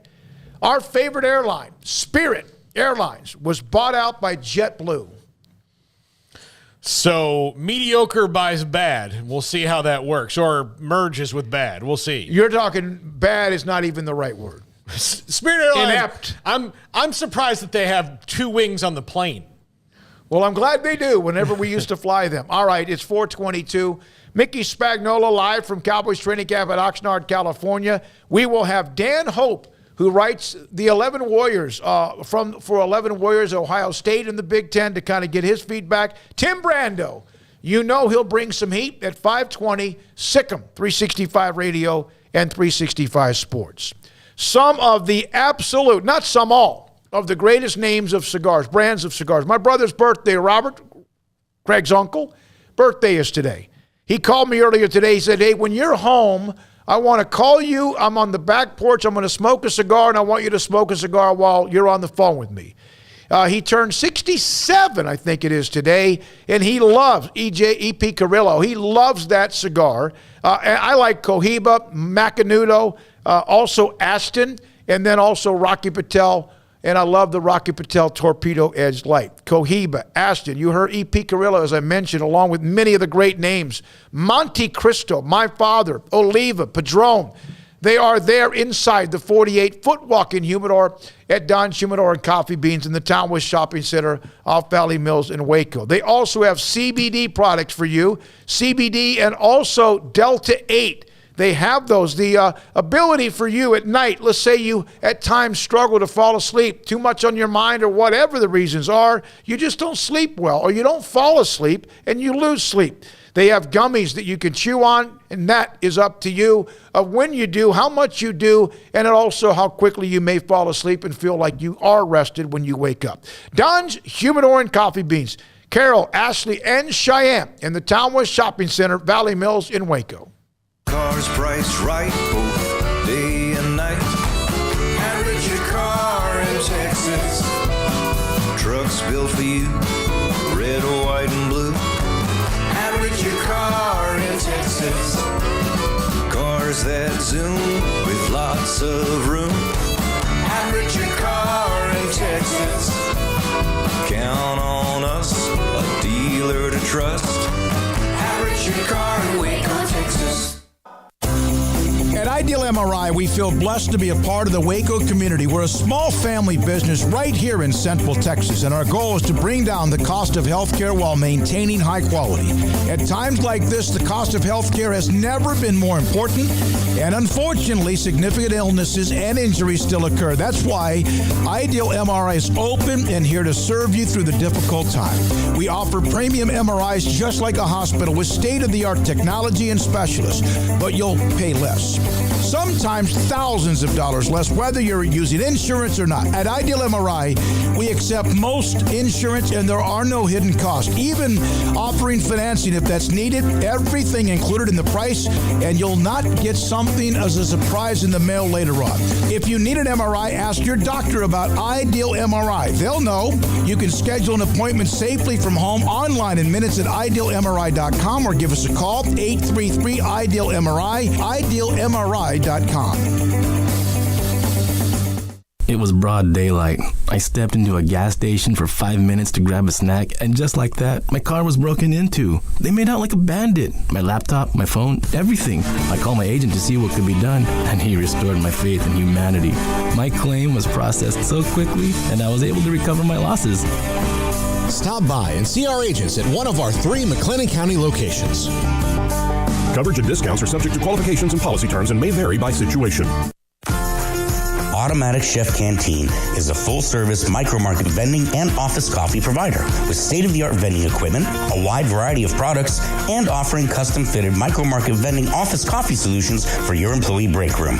You want a full break room solution and a workplace oasis? Well, Automatic Chef Canteen, locally owned and operated for over 50 years in Central Texas, also includes in-house mechanics on call 24/7 for fast, reliable service and maintenance. Automatic Chef Canteen, 6900 Imperial Drive in Waco, or online at automaticchefcanteen.com. Did you know that Waco Regional Tennis and Fitness is a partner of the city of Waco? Did you know that we are open to the public?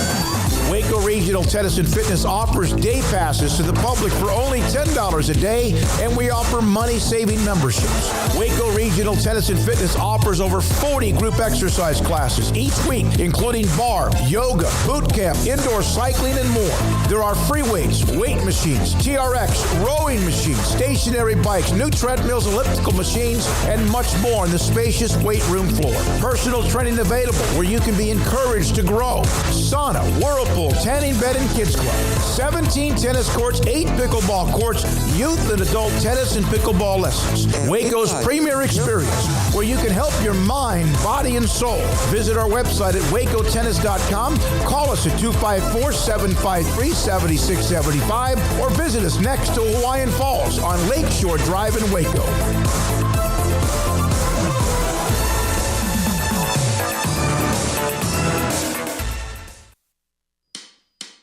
Welcome back to Sikkim 365 Radio.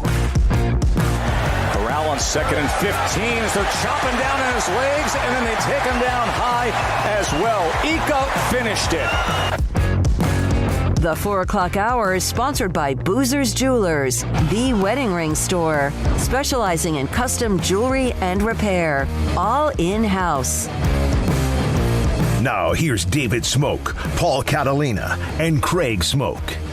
Sikkim 365 Radio, 365 Sports. Craig Smoak, Paul Catalina, David Smoak in studio in Waco, and joined by Mickey Spagnola. 60-something degrees, I'm sure, in Oxnard, California. Mickey, thanks for your time. I'm not going to even ask you if you're enjoying it because we don't want to know. So they're kind of just... No, wait a minute. It got a little toasty today. It hit 70. It's 71 right now. So it's a heat wave. Yeah. It's the hottest day we've had so far. Did you have to wear any kind of a light jacket yesterday evening? Oh yeah. I had long sleeves on. What else? Something else. Yeah. The previous 2 mornings when I went out at about 6:30 to go take my bike ride, it started off at 58 degrees. That's awesome. That's awesome. All right, I know. It's unbelievable. As I think, Paul, did you mention this? The underwear Olympics right now, or anything like that? Yeah, I mean they're not in pads yet. Yeah, no, they're not. That's tomorrow, the next day, right? All right, I want to know. No, not till Monday, by the way. Okay. Wide receivers always look like all pros during training camps, especially early on. Is Tolbert headed to the Hall of Fame? Yes, he absolutely is. I've been very impressed with what he's done in these mini camp type practices. You know, it's easy to be brave when you're a wide receiver when you know you're not getting hit, right? But he runs good routes. He catches the ball. He's made some nice catches so far. Right now, he's your at least your third wide receiver. Mickey, I saw some tweets online about people kind of defending the talent of the Cowboys wide receiver core, even with the departure of Amari Cooper and Cedric Wilson. But I would say that talent is not really their concern; it's availability, right? Because they don't have a lot of depth and experience. When it comes to if people start getting injured. Well, they've got to survive the first month of the season because chances are Michael Gallup won't be there. They placed him on PUP. He doesn't, he's got to miss. If they keep him on PUP, he's got to miss the first 4 games. So they're going to stretch it to when they have to make that decision at the final roster cut. And chances are pretty good that that's what's going to happen. So, yeah, the depth at the wide receiver position after that, it's a lot of young guys that have to step up. And, I think CeeDee Lamb can do the job. When they first did the deal with Amari Cooper, and basically we're saying, okay, CeeDee Lamb's our number 1 receiver, I kind of sucked air through my teeth like, I don't know. But again, I think I told you guys this before. I saw this 9-minute highlight video of his catches from this past year, and it kind of reminded me how spectacular he can be. Now he needs to be spectacularly consistent. And that maybe was his one drawback last year, trying too hard to make too much before he caught the ball. But he's awfully talented. I like the look so far of James Washington. He kind of reminds me back to his days at Oklahoma State. This guy could run, and he's a big receiver. He ran a 9 route yesterday on Nashawn Wright, the cornerback, and he blew right by him. Dak threw him by about 2 yards, but he can scoot, and he made some nice catches today. So if he can take on the responsibility of being the second or third wide receiver with Gallup out, they might be able to get by. But again, it depends on their consistency. Mickey, the quote today from Mike McCarthy, defense wins championships, but the Super Bowl is won by the quarterback. Is that the first time that Mike McCarthy has uttered the word Super Bowl this year? And not that he didn't last year, but do you feel like because of the noise, the tension in the offseason, the things around Mike McCarthy, that it is good that he is kind of going to echo that term? It seems like he might be in that mode right now. I think it's a stretch to compare those two deals. He was talking about the importance of the quarterback and the quarterback play. And I've never heard him say that before. And it wasn't like he was trying to take pressure off himself or put pressure on his quarterback. And he's right. Is he not right? Oh, he's right. Yeah. How many teams have won a Super Bowl with a subpar quarterback? Maybe Baltimore with Dilfer. Did Washington? How good was Washington when Rippon won? Well, he was the MVP of the league. Rippon was the MVP. He had that really special year. So he had a really good season. Yeah. Okay. They had three guys that were pretty good. They weren't great with Williams, Theismann, and then Rippon. But that specific year, Rippon was unbelievable. Yeah. Okay. Jeff Hostetler might have been one. Jeff Hostetler with the Giants. Yeah, and he took over for Sims and had the best season of his career, right? Because if I remember correctly, the next year they had to make a decision on who the quarterback was, and the new head coach, was it Hanley? Ray Hanley? Is that right? Might have been. He had to decide who his starting quarterback was. Was it going to be Sims or was it going to be Hostetler? And he chose Hostetler. And that was the first decision and maybe his last decision that basically sealed his fate as the head coach there. So, and Dak got asked about it today, and he absolutely agreed, and he said, well, look at the history here. The great quarterbacks the Cowboys had to win Super Bowls.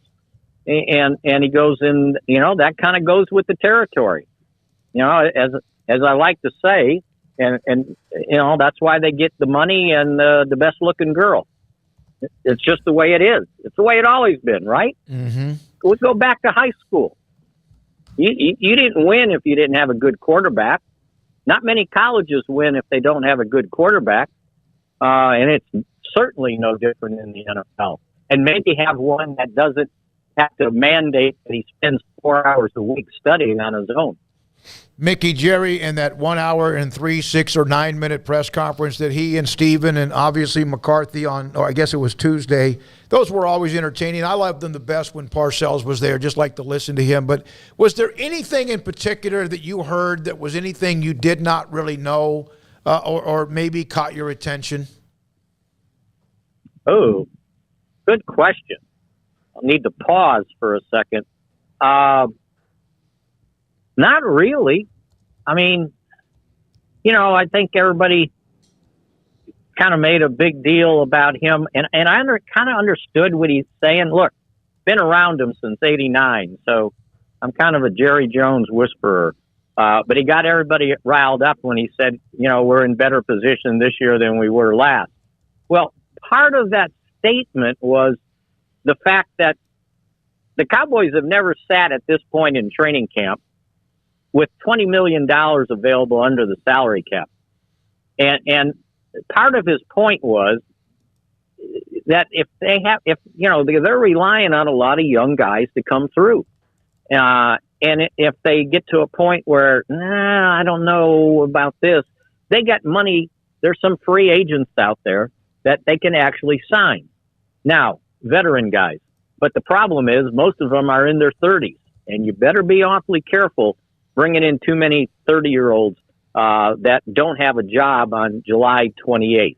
You don't want to bring them in now. It's progress stoppers. You got to see what these young guys can do. And the only way you can see them is put them on the field. And, as Mike McCarthy said yesterday, he goes, you got to give these guys the opportunity. He goes, think back. He goes, if Tony Romo doesn't get hurt, if Kellen Moore doesn't get hurt, you might never know who Dak Prescott was. So you got to give these guys a chance. And they're giving them a chance. And, they got to be right. Because they're relying on some young guys on the offensive line. They're relying on young guys at wide receiver and relying on guys at wide receiver that, haven't been in that role before. But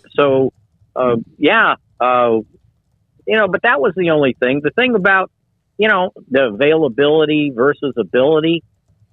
Availability is, when you're not available, as long as you're not making $20 million a year, you can live with it. But when you're making, look at Lael Collins. When you're set to make $10 million, you missed 7 or 8 games last year, and you didn't play well.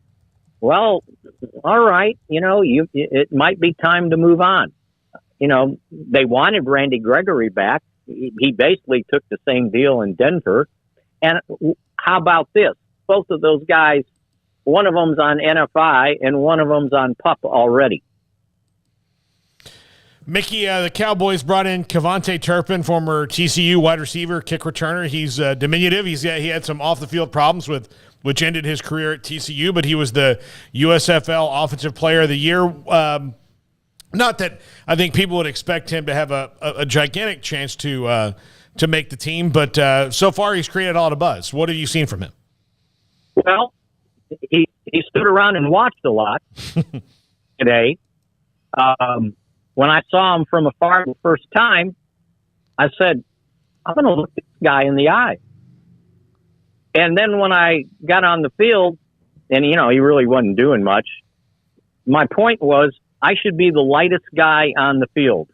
He was 155 pounds. Now, he better be as fast as advertised because somebody's going to break him in two. You guys probably saw him play more in college than I did. Yep. I was not familiar with him, and he understands that. Yeah, he said I can wake up and return kicks. I've got to prove that I can help at wide receiver, and that'll be the key thing for him to be able to make this team. But are the Cowboys the only ones that knew about this guy? No. He was in the USFL. Yep. As a matter of fact, there was a receiver in the USFL. Bolden was his last name. He was the MVP of the championship game. Now, that guy could play. I saw that and said, somebody's going to sign him in the NFL. And sure enough, a couple of weeks ago, Arizona signed him. So, we'll see. Now, he said all the right things in his press conference today about growing up and, realizing his mistakes, that he's been in intervention programs that have helped him out. We'll see where it goes. But he better be as fast as everybody says he is. Yep. This is the NFL. Yep. And so I know everybody made a big deal out of it, but put me on the I don't know that I'm skeptic, but I got to see it first before I'm all in on it. We got to go, but the Cowboys could sign Bill Smith off a milk truck, and it would be a big deal, right? Yeah. Especially in training camp, right? Yeah. Now, he said he maintained, I know you got to go, he maintained in his interview that the Cowboys had been on him from right after the USFL and really the only team. So it's not like he had to make a big decision. As a matter of fact, he said, look, he goes, it's the Cowboys. I was at TCU, and I can just go down the street and play for this team. So it'll be interesting, but I got to see it, and there has to be a reason why no one drafted him, and he was in the USFL. Thank you very much, Mickey Spagnola. Enjoy. Okay. I know you will. The beautiful weather. Oxnard, about what, Paul, an hour? A little bit less than an hour north of Los Angeles, whether you fly into LAX or Burbank. The 208 area code, then Craig's off the radar. We were talking about Apple. Apple was reported to be in talks with the Big Ten at the start of their TV negotiations per multiple reports. They stepped away, but when USC and UCLA news broke, there were multiple reports that they asked to re-engage in talks. This is from Dave. Dave is in Coeur d'Alene, Idaho, which is a beautiful, beautiful place. And I just looked up some pictures of it. Dave, thank you. Go Blue. And he also said #Sick'em. Yeah, and if somebody were to be on that live stream, I mean, that's the thing is I think it's very clear that there's going to be streaming involved. Like, that's obvious that there's going to be streaming involved. Everybody not in it's getting into it. So get in or, get left out, basically, is the message that you can kind of use for almost every hot topic in college football right now. And I think streaming is going to be one of those. But, yeah, I'm not sure what – I mean, yeah, Amazon's involved with that seems like it makes a lot of sense. But for me – The thing that doesn't make sense, just to make my standpoint clear, is like a Netflix jumping into it for the reasons I mentioned earlier. Is like they're not set up to broadcast live sporting events, whereas Amazon, they're already doing it. I mean, they're the home of the NFL. They got soccer. They've got whatever else they have. But yeah, they've been in the live sports game, and I think I've probably seen some of those same reports that you've seen about how the negotiations basically just got not restarted, but when the LA moves happened, you saw like everybody going back to the table, I think is the way that it was phrased. So yeah, that's not surprising, and that's kind of been out there. But yeah, Amazon's got it all set up, so I could see them doing that. I could see them definitely being intrigued by the Big Ten. Not though, like I was saying earlier, by like Iowa State Baylor at 1:00 in the afternoon. I don't know how many eyeballs that brings, but Ohio State USC, yeah, I think Amazon will pony up for a game like that. When we come back, Craig's off the radar, the 5 o'clock hour with a couple of different guests. Dan Hope, who covers Ohio State, 11 Warriors, and Tim Brando, Fox Sports at 5:20. Paul's top 5 as well. Sick'em, 365 Radio and 365 Sports. Stonewood Dental, general and cosmetic dentistry. Dr. Steve Childress is fantastic. He has a team of 5 dentists, 5 hygienists, and also an excellent support staff that helps make sure everything is moving, everyone's appointments are set, and that by the way, with also a call that you'll get to remind you of when your appointment is about to be. And again, they will be flexible when they can be, especially if you have something that really does hurt, like I've had on a couple of different occasions when he's met me, even after business hours. Quick and easy. You see a lot of the testimonials and people with beautiful smiles after the dentistry and the dental work from Dr. Childress and others. They can do family dentistry, smile makeovers, sedation dentistry, dental implants, and they also have the TMJ pain relief as well. Dr. Steve Childress changed my outlook on what I need to do, and I'm slowly but surely doing that to regain my smile. Stonewood Dental in Robinson, Texas. Three Nations Brewing Company has 16 different beers on draft with a new beer every Friday. It also offers 2 air-conditioned tap rooms, a large indoor beer hall, a second-floor mezzanine offering a great overview of the brewing company and equipment and patio where you can relax under the shade. Plus, you can now experience the new Three Nations Beer Garden Grill on our shaded patio. Grab a cold beer and enjoy a bite from our freshly prepared and delicious menu. Street tacos, quesadillas, freshly cooked burgers and dogs, and veggie burgers too. State Fair tornado fries, nachos, and so much more, all prepared and cooked on site. So come visit the award-winning Three Nations Brewing Company on East Vandergrift off I-35 in Carrollton. I hate my job, but I don't mind getting up in the morning. I dread each day, but I can't wait to get out of bed. You ask me why, and what I'll say to you is true. Well, you can get breakfast tacos at Rudy's Barbecue. Scrambled eggs and brisket, they ain't fooling around. Salsa drap, son, they're the best in town. Barbecue for breakfast, yes, it's true. Put a smile on your morning at Rudy's Barbecue. Next in line.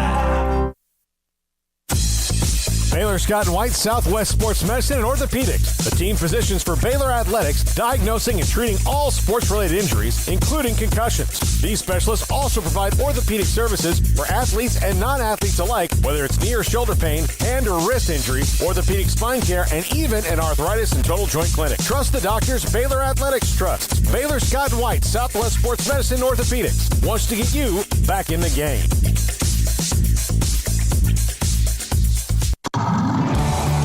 It's summertime. There's picnics, reunions, cookouts, and so much to do. And Waco Custom Marketplace on Lake Air Drive in Waco is your home for the butcher shop that can help you with beef, pork, poultry, and seafood.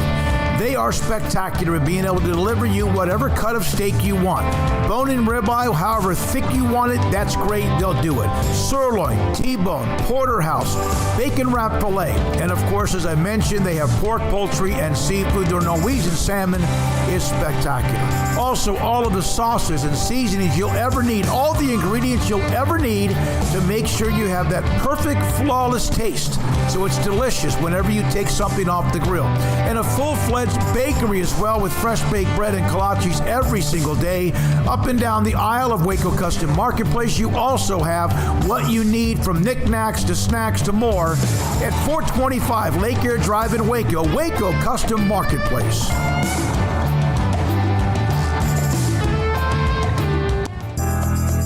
Riverbend Liquor and Wine, Lakeshore Drive and North 19th Street, right behind the bank, is a hidden gem in Waco. If you're a fan of bourbon, especially local Texas bourbons, that's where you gotta go. Balcones, TX, Devil's River, whatever it is, they've got it. Riverbend Liquor and Wine, plus the best selection of craft beers in Waco, seasonally churned out throughout the year, whether it's spring, summer, fall, or winter. Riverbend Liquor and Wine, best selection of craft beers, a speedy drive-through window, and excellent customer service. Find out more on Instagram or just go by and see them. Lakeshore Drive at North 19th Street, behind the bank.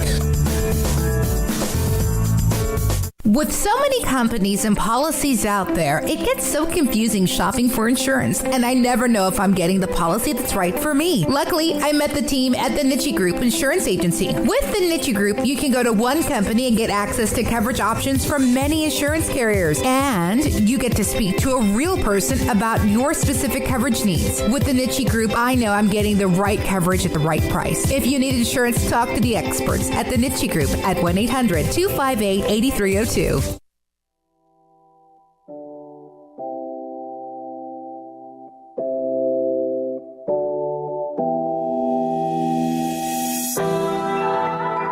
Welcome back to Sikkim 365 Radio. It's time for Craig Smoak's Off the Radar.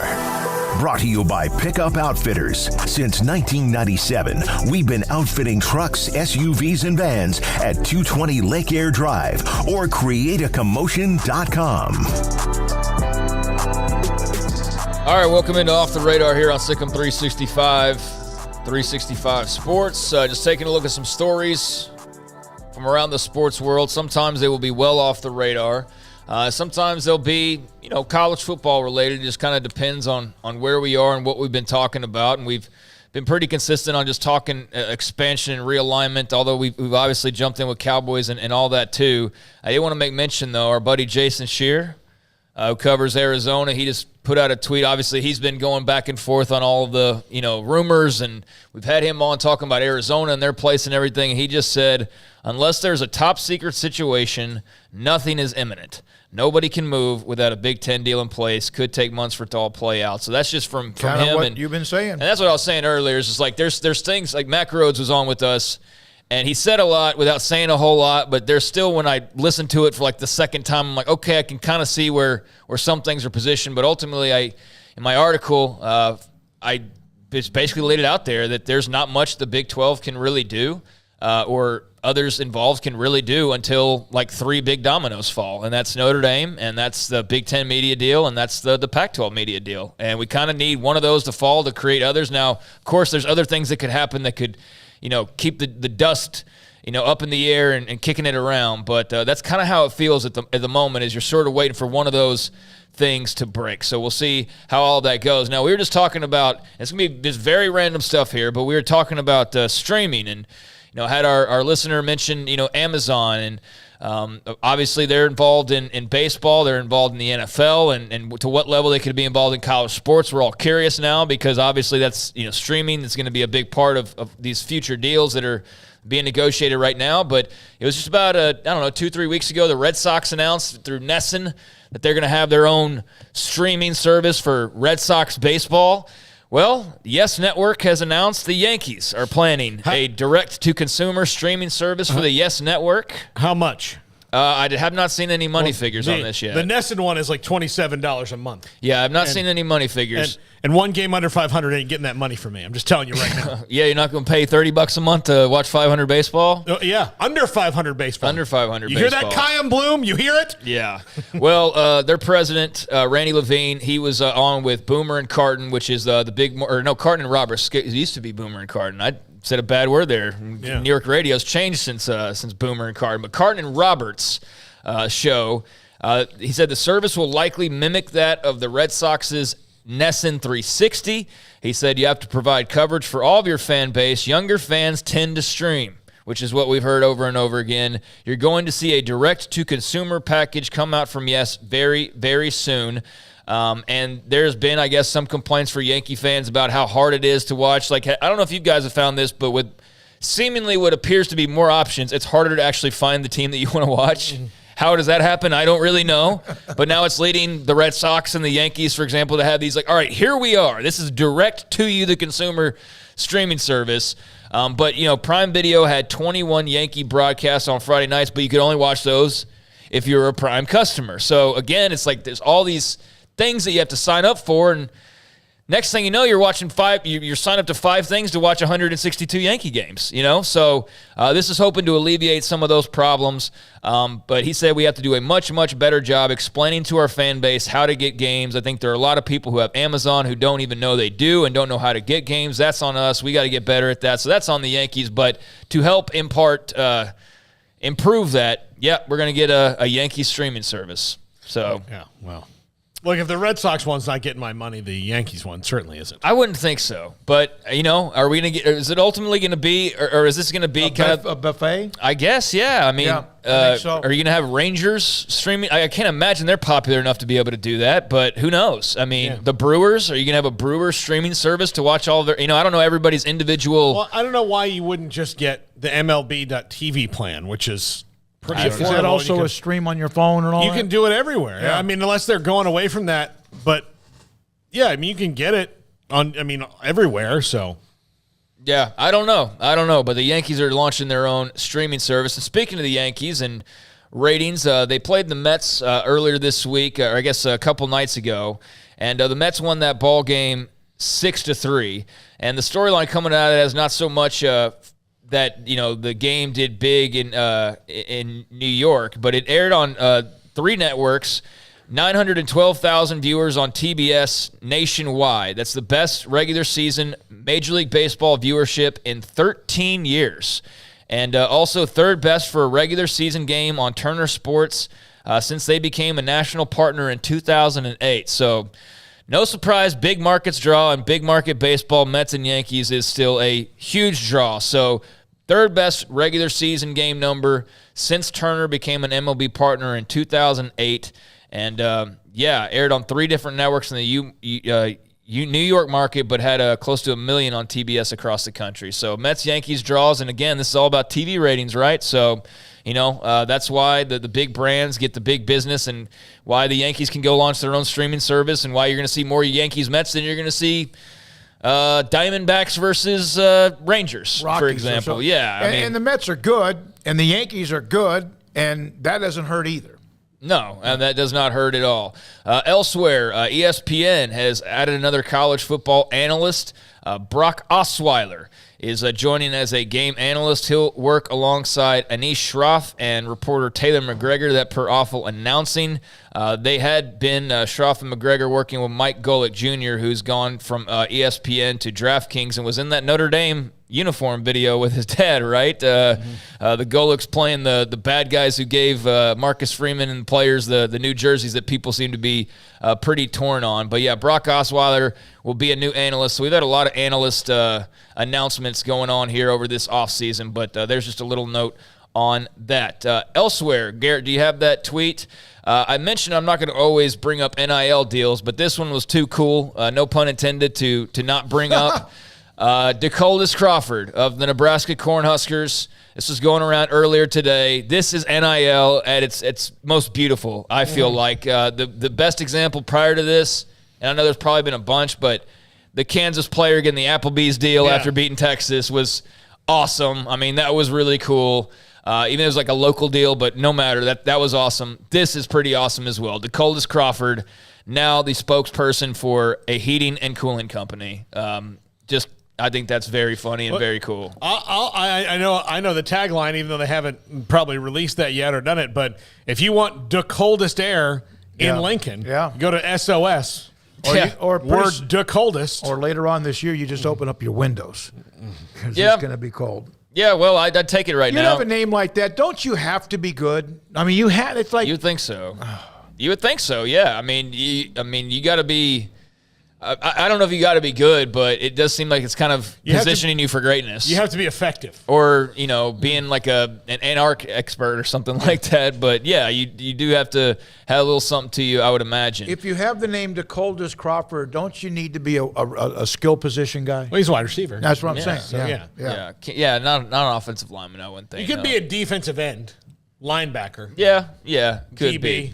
All right, we'll round it out with this. NFL training camps are going on, and there's a lot to kind of take in. There's also a lot that's just kind of just mundane sort of stuff that's just, hey, here's wide receiver drills and things like that are going on. But there are, a few interesting storylines that have been coming out, and one of those does involve Kyler Murray, who obviously was very much in the news a couple days ago or was that yesterday or a couple days ago? Whenever that was. I'm losing track of time here. But Kyler Murray, the clauses in his contract that pertain to basically it's like, hey, don't play too many video games, and we need you to actually study for like a few hours a week. That was basically the gist of it. A homework clause is what some people have been calling it. But he... obviously has said before that he's a big fan of video games. He's said before that he's got the cognitive skills to just go out there and see things before it happens. But he's starting to take this a little bit personal, seems to be getting a bit defensive about all of this. And he's admitted before he doesn't watch a whole lot of film. But, again, he's cited that cognitive reasoning. I was just curious what you guys think about the big to-do about Kyler Murray and his video game clause. Look, why did they have to make that public? Is it because I'm wondering. I don't. That is that's to a very me Cardinals thing to do. Yeah, but it's all why. That's the face of your franchise. Why would you want to make that public? Now maybe you can just get it. I don't know. I just don't. But as far as that's concerned, there was somebody that had a graph in the first half of the year. Before video games, new ones released each year, the first half of the year, you see this one, Emery, where his numbers were, fantasy football numbers were fantastic. And then whenever this video game is released, whatever it is called, Call of Duty, after it's released, his numbers dramatically decline. Yeah, I mean, some of them, I don't know how dramatic it was because I'm not good at reading charts, but there was definitely, you could see they went down somewhat. But you also have to factor in, did the schedule get harder? Well, was he injured? But it was funny, and it played into the whole theme. He's been injured both years that he's been in the league. So that's something. But also, look, it also kind of makes a kid grow up a little bit. I like Kyler Murray. I've always liked Kyler Murray. But going back to his recruitment, this is a kid who's been spoon-fed a little bit. He had his dad that was kind of holding out for the best offer and all these different things. So I don't think it's wrong for the Cardinals to want a kid to grow up a little bit faster and then putting a clause in the contract. I do have a problem with it getting out because now every time he has a bad game, people are going to be like, oh, I guess he didn't get his 4 hours in. Yeah, so I just don't know if there was a necessary. I'm not trying to protect the player. So I was just curious on y'all's thoughts about that because it was kind of a weird deal, but he did address it at training camp. He said, to think I can accomplish everything I've accomplished in my career and not be a student of the game and not have that passion and not take this serious, it's disrespectful and almost a joke. I'm honestly flattered that y'all think at my size I can go out there and not prepare for the game and not take it serious. And so he was asked, well, then if that's the case, then why did you, basically, why would they need to put that in the contract? And he responded by saying, if you want to talk about football, we'll talk about football. And then he went on to discuss, I guess one of his teammates, chimed in at some point where was being interviewed and said that Kyler knew the playbook better than anybody. That's from Zach Ertz. So, there you go. Zach Ertz saying that. You can probably take that to the bank. But Murray, adding more, said there's multiple different ways to watch film. There's many different ways to process the game. There's many different ways quarterbacks learn the game and break the game down. Of course, I watch film by myself. That's a given. That doesn't even need to be said. But I do enjoy and love the process of watching the game with my guys, the quarterbacks, my coaches. I'm not 6'7", 230, and I don't throw the ball 85 yards. I'm already behind the 8 ball and can't afford to take any shortcuts. So there was that's a good answer. Kyler Murray on the new contract stipulation. All I know is that guy has always been good. And I know he threw the horrible interception and all that, but that guy from the time he was in high school, I always thought eventually the size of where he was going was going to catch up with him, and so far it has not done that. Nope, so far it has not done that. He's still doing his thing. Also, Adidas announced it's not going to renew their uniform and apparel deal with the NHL, so National Hockey League. Going to be looking for a new uniform provider, and that is one off-the-radar story to end off the radar. Thank you, Craig. Good stuff. Great stuff today. And we're not done. Coming up in the next hour, Dan Hope, 11 Warriors, covers Ohio State. His thoughts, Big Ten Media Days, of course, over. Pac-12 tomorrow with George Kliavkoff and whatever he does and says. And Paul Catalina and his top 5 in an hour. Sikkim 365 Radio, 365 Sports.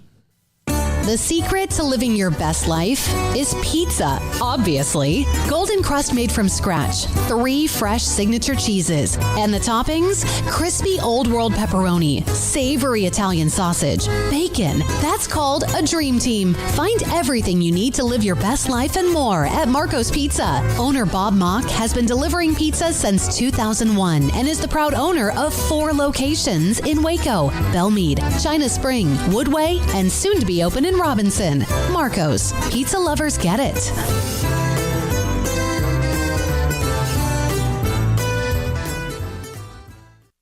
Brad Boozer, Boozer's Jeweler, joins us on Sikkim 365 Radio. This is a great time for your business. Exactly. And one other thing we do that a lot of people don't know is we buy jewelry, heirloom pieces, gold, silver bars, gold bullion, watches, anything you may have that you want to. If you don't want to use it and remake something like I did in a state yesterday and I looked at 35 pieces, well, they're probably going to sell me back 30 because it's something they're not going to wear, nothing to use. So if you're looking to get a few bucks or to sell something or something you just don't wear anymore, I make my wife go through her jewelry box about every 6 to 8 months, and the things that she doesn't wear on a daily basis, this sounds horrible, but I take away from her and then I'll put in my estate counter, but then that gives me the chance to rebuy her something new moving forward. Instead of looking down 20 years down the road and you have 300 pieces of jewelry, it's something to refresh and make her buy something new along the way. You want to know why they're successful? Brad Boozer, the owner of Boozer's Jewelers on the corner of Valley Mills and Lake Air in Waco. From the first workout to the last practice, sports is an incredible and rewarding challenge. Hi, everyone. This is Dan Ingham with the First National Bank of Central Texas, and we're proud to support each athlete, every parent, and our educators. From families, small businesses, to the biggest industry, we're here to help. With remarkable products like mortgage lending, we've got banking ideas that fuel big dreams. The First National Bank of Central Texas. Familiar faces making local decisions. Member FDIC, Equal Housing Lender. You want to know why Stonewood Dental is so successful? Listen to what happy customers have to say. It's pleasant. It's different than any other dentist office. I really feel like they care. And it's not that you're here for 2 hours waiting on someone to take care of you. It's quick and easy, and I bring my kids, and my kids love being here too.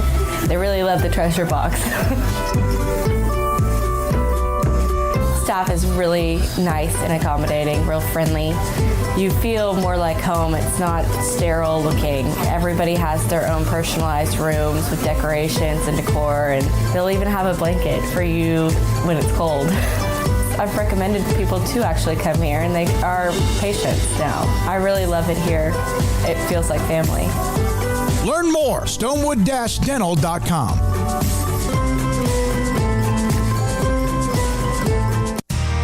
Howdy Why did Edward Jones become one of the biggest financial service companies in the world?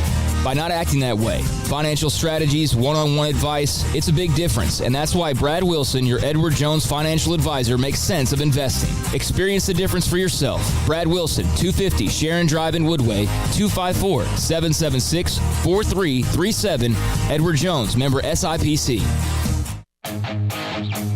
Welcome back to Sikkim 365 Radio. And it's intercepted on the ricochet. The defensive end, Utley, has had a terrific game in the right place there. The 5 o'clock hour is brought to you by Edward Jones and financial advisor Cam Heathcott. Edward Jones, making sense of investing. Now here's David Smoak, Paul Catalina, and Craig Smoak. All right, this 5 o'clock hour. Dan Hope, 11 Warriors, covers Ohio State in the Big Ten. Sikkim 365 Radio and 365 Sports. Dan, thank you for your time as well today. Where is Ohio State on the new additions of USC and UCLA based on just what you've seen and read and heard?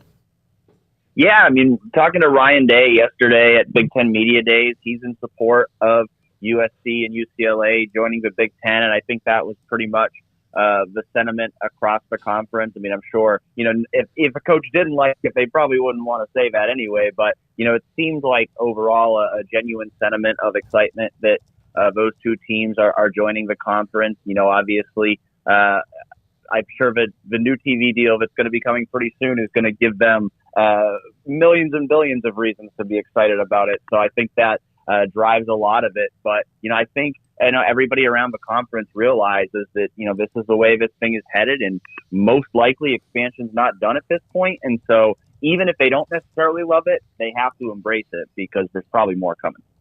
What are your thoughts on Kevin Warren's ascension from a guy that everybody thought was about to ruin the league to one of the two major power brokers in college football? Yeah, I think it's certainly been a come up for him over the past year. I remember, being at Big Ten Media Days last year, and, he was getting a lot of questions about how the Big Ten handled the COVID-19 pandemic, and he really didn't have any good answers. It almost seems like he needed some PR training coming out of that last year because he just didn't seem prepared for the onslaught of questions that, I personally thought were pretty obvious that he was going to get. But, it's a lot easier to look good when you have a big victory like they did a month ago, landing USC and UCLA. And I think, Kevin Warren really, has flexed some muscle here this summer. And I think, he continued to do that on Tuesday, where I think, he made it pretty clear that, his intention is to continue to be aggressive and to continue to be bold. And like you said, the Big Ten has, by making this move and with potential moves they could still make, the Big Ten has established itself in a clear position as one of the two premier conferences in college sports, along with the SEC. And, Kevin Warren spearheading that effort, and that certainly has gained him a lot of respect that he might not have had at this time a year ago. Dan, I think everybody's spent the last year plus since Oklahoma and Texas left and kind of started this whole ball rolling. And I guess some could even point to, Big Ten expansion prior to that as, the ball rolling with Rutgers and Nebraska and so on and so forth. But really going back to last year, it's been kind of craziness. Do you have your own personal, wishes as far as what the future looks like, whether it be the leagues or the playoff setup, and where does Ohio State fit into all that? Yeah, I mean, it's so hard to, know exactly what this thing is going to end up looking like over the next 5 to 10 years. But, I think you mentioned it with Oklahoma and Texas, and now certainly with USC and UCLA. I think now you've kind of created this environment where anybody who's not in the Big Ten or the SEC right now all of a sudden has to go, if we don't get into one of these two conferences now, are we going to get left out? If the playoff becomes an SEC and Big Ten centric thing, our teams, on the outside looking in, gonna have problems. And so I think, it's really kind of, generated more momentum for, more and more teams to look to join those two conferences. And, you hear, what's Notre Dame going to do? What are those other schools in the Pac-12 going to do? Are these two conferences going to raid the ACC? It's going to be really interesting to see how this all plays out. And, it's hard to say. I mean, is this good for college football? I don't know. I mean, I think, I kind of like the, region structure of college football, and I think, this takes something away from that. So I don't know if it's ultimately what's good for the game, but I think the reality is, money always talks in these conversations, and I think the SEC and Big Ten, because they have a significant gap on the rest of the conferences in terms of the revenue that they're generating, they're the two conferences that everybody wants to be a part of now. Dan, Ohio State is in this game no matter if it's a game of 1 or 3 or 5 or what. They're going to be in the game. I mean, as far as they're going to be invited. As someone that loves college football as you do, even though Ohio State is who you are closest as far as covering, do you agree that two conferences, if they were to have just 16 or 20 teams, can decide the national champion in a year? Yeah, I don't think that's a good thing for college football. I think if you allow two conferences to have that much power and have it become, the AFC and the NFC playing for the Super Bowl, I don't think that's good for college football. I mean, I'm somebody, just as a lover of college football, who's always been in favor of more access. I'm someone who's always been in favor of, hey, let's have a bid that's designated for a group of 5 teams to get in there, so that when you have one of these teams that goes undefeated, they get a chance to play for a national title. So I'm all in favor of a more expansive college football playoff, whether that's 12 teams, 16 teams, whatever that may be. To me, everybody should have a seat at the table, or should at least have a chance to get in there and compete for a national championship if they earn it. And so I hope we don't go to a point where it's two conferences that are deciding everything that happens in this sport, but there's clearly some momentum going in that direction. And a lot of them are held hostage right now by this Big Ten TV deal. Dan, you mentioned that a little bit earlier. Is there any indication of, are we talking weeks, months? I mean, I know Kevin Warren said maybe in a few weeks, but do you believe that, or do you think it could drag on a little bit? Yeah, I mean, initially Kevin Warren was saying that there was going to be a deal by Memorial Day. So obviously things have, gotten delayed a little bit. Obviously the USC and UCLA additions had a lot to do with it. And now I think it's the continued questions about whether the league is going to expand further that is now continuing to hold things up. And, I think there's, some question of, okay, does the new TV deal come first and then more expansion, or does the Big Ten try to add even more teams before finalizing this TV deal? And so I think the whole thing's very fluid. I mean, I would think that, sooner than later they want to get these things finalized. And I do think that, they're certainly having talks with multiple partners in addition to Fox to try to get a deal done. But I think things are just so fluid right now in terms of the future of college sports that, things can change really on a day-to-day basis. So, Dan, rumor has it there's a season to be played here pretty soon. I don't know if you knew about that. And rumor has it, I believe, that Ohio State's expected to be pretty good here. Again, upcoming in 2022. Obviously, a lot of studs coming back. What was kind of the main theme for Ryan Day and company at Big Ten Media Days? Well, I think the comment that he made that turned a lot of heads on Wednesday was Ryan Day saying that we expect to have a top 10 defense, because the last 2 years, Ohio State ranked 59th in the country in total defense. So, certainly for Ohio State fans, that's where the anxiety is. That's what people really want to see when this season starts, because when we know Ohio State's got offensive star power, they got C.J. Stroud back, they got Jack Jigba back, they got Travion Henderson back. It would be pretty shocking if Ohio State didn't have one of the best offenses in the country this year. But it's ultimately going to come down to, can that defense also get to an elite level? Because that's what they've been lacking the last couple years. And obviously last year, it kept them out of the college football playoff, kept them from winning the Big Ten, kept them from even beating their rivals. And so I think, that's the big question for Ohio State right now. And, I don't know if I go there with top 10 defense right now. That's a pretty big jump from where they've been the last couple years. But I also think the fact that Ryan Day said that, I don't think he would say that if he didn't believe it was possible, because why would you create an unrealistic team? So I think just the fact that he felt confident enough to say that, tells me that, they like what they're seeing from, Jim Knowles and that new defensive staff at Ohio State. And, they feel like they have some momentum. We're not going to know for sure what it's going to look like until the season actually starts. But, it does seem like they've got confidence that, the new staff, as well as just having more experienced players on defense, is going to lead to some real progress on that side of the ball. So would you say it's more scheme over talent because it's hard to believe that they wouldn't have talent over there, given how well they've recruited the last, forever. Yeah, I mean, I think talent is not the question. It's never been the question. They've always had talent on defense, but I think scheme is a big thing, but I also think it's experience, because if you look at last year, they had lost a lot of guys from the year before. They played a shortened season in 2020 because of COVID and how the Big Ten handled that. And so there were a lot of guys playing starting roles or otherwise playing a lot of football on defense last year that really hadn't played much for Ohio State. And so I think that, in conjunction with the fact that, they had a defensive coordinator in Kerry Combs who was a little bit over his head in that position. They didn't really have a great scheme. I think all those factors kind of combined for Ohio State's defense not to be up to its usual standard. I think now that they have more experienced players on defense and they bring in an experienced defensive coordinator who's going to bring in a different scheme, I think all of those things coming together is what's giving Ohio State confidence that its defense is going to make a huge jump this year. Dan, if the Big Ten, and they do, have the ability to pick whoever they want next, and there's a lot of different names out there, and yes, some are tied to grant of rights, so it's hard to include the ACC right now. Who would they be, in your opinion, if there was no grant of rights involved? Who would be their top two choices? I think you have to start with Notre Dame, because it's just such an obvious fit. Okay, I'm going to take Notre Dame out of the equation. That's too easy. I'm sorry.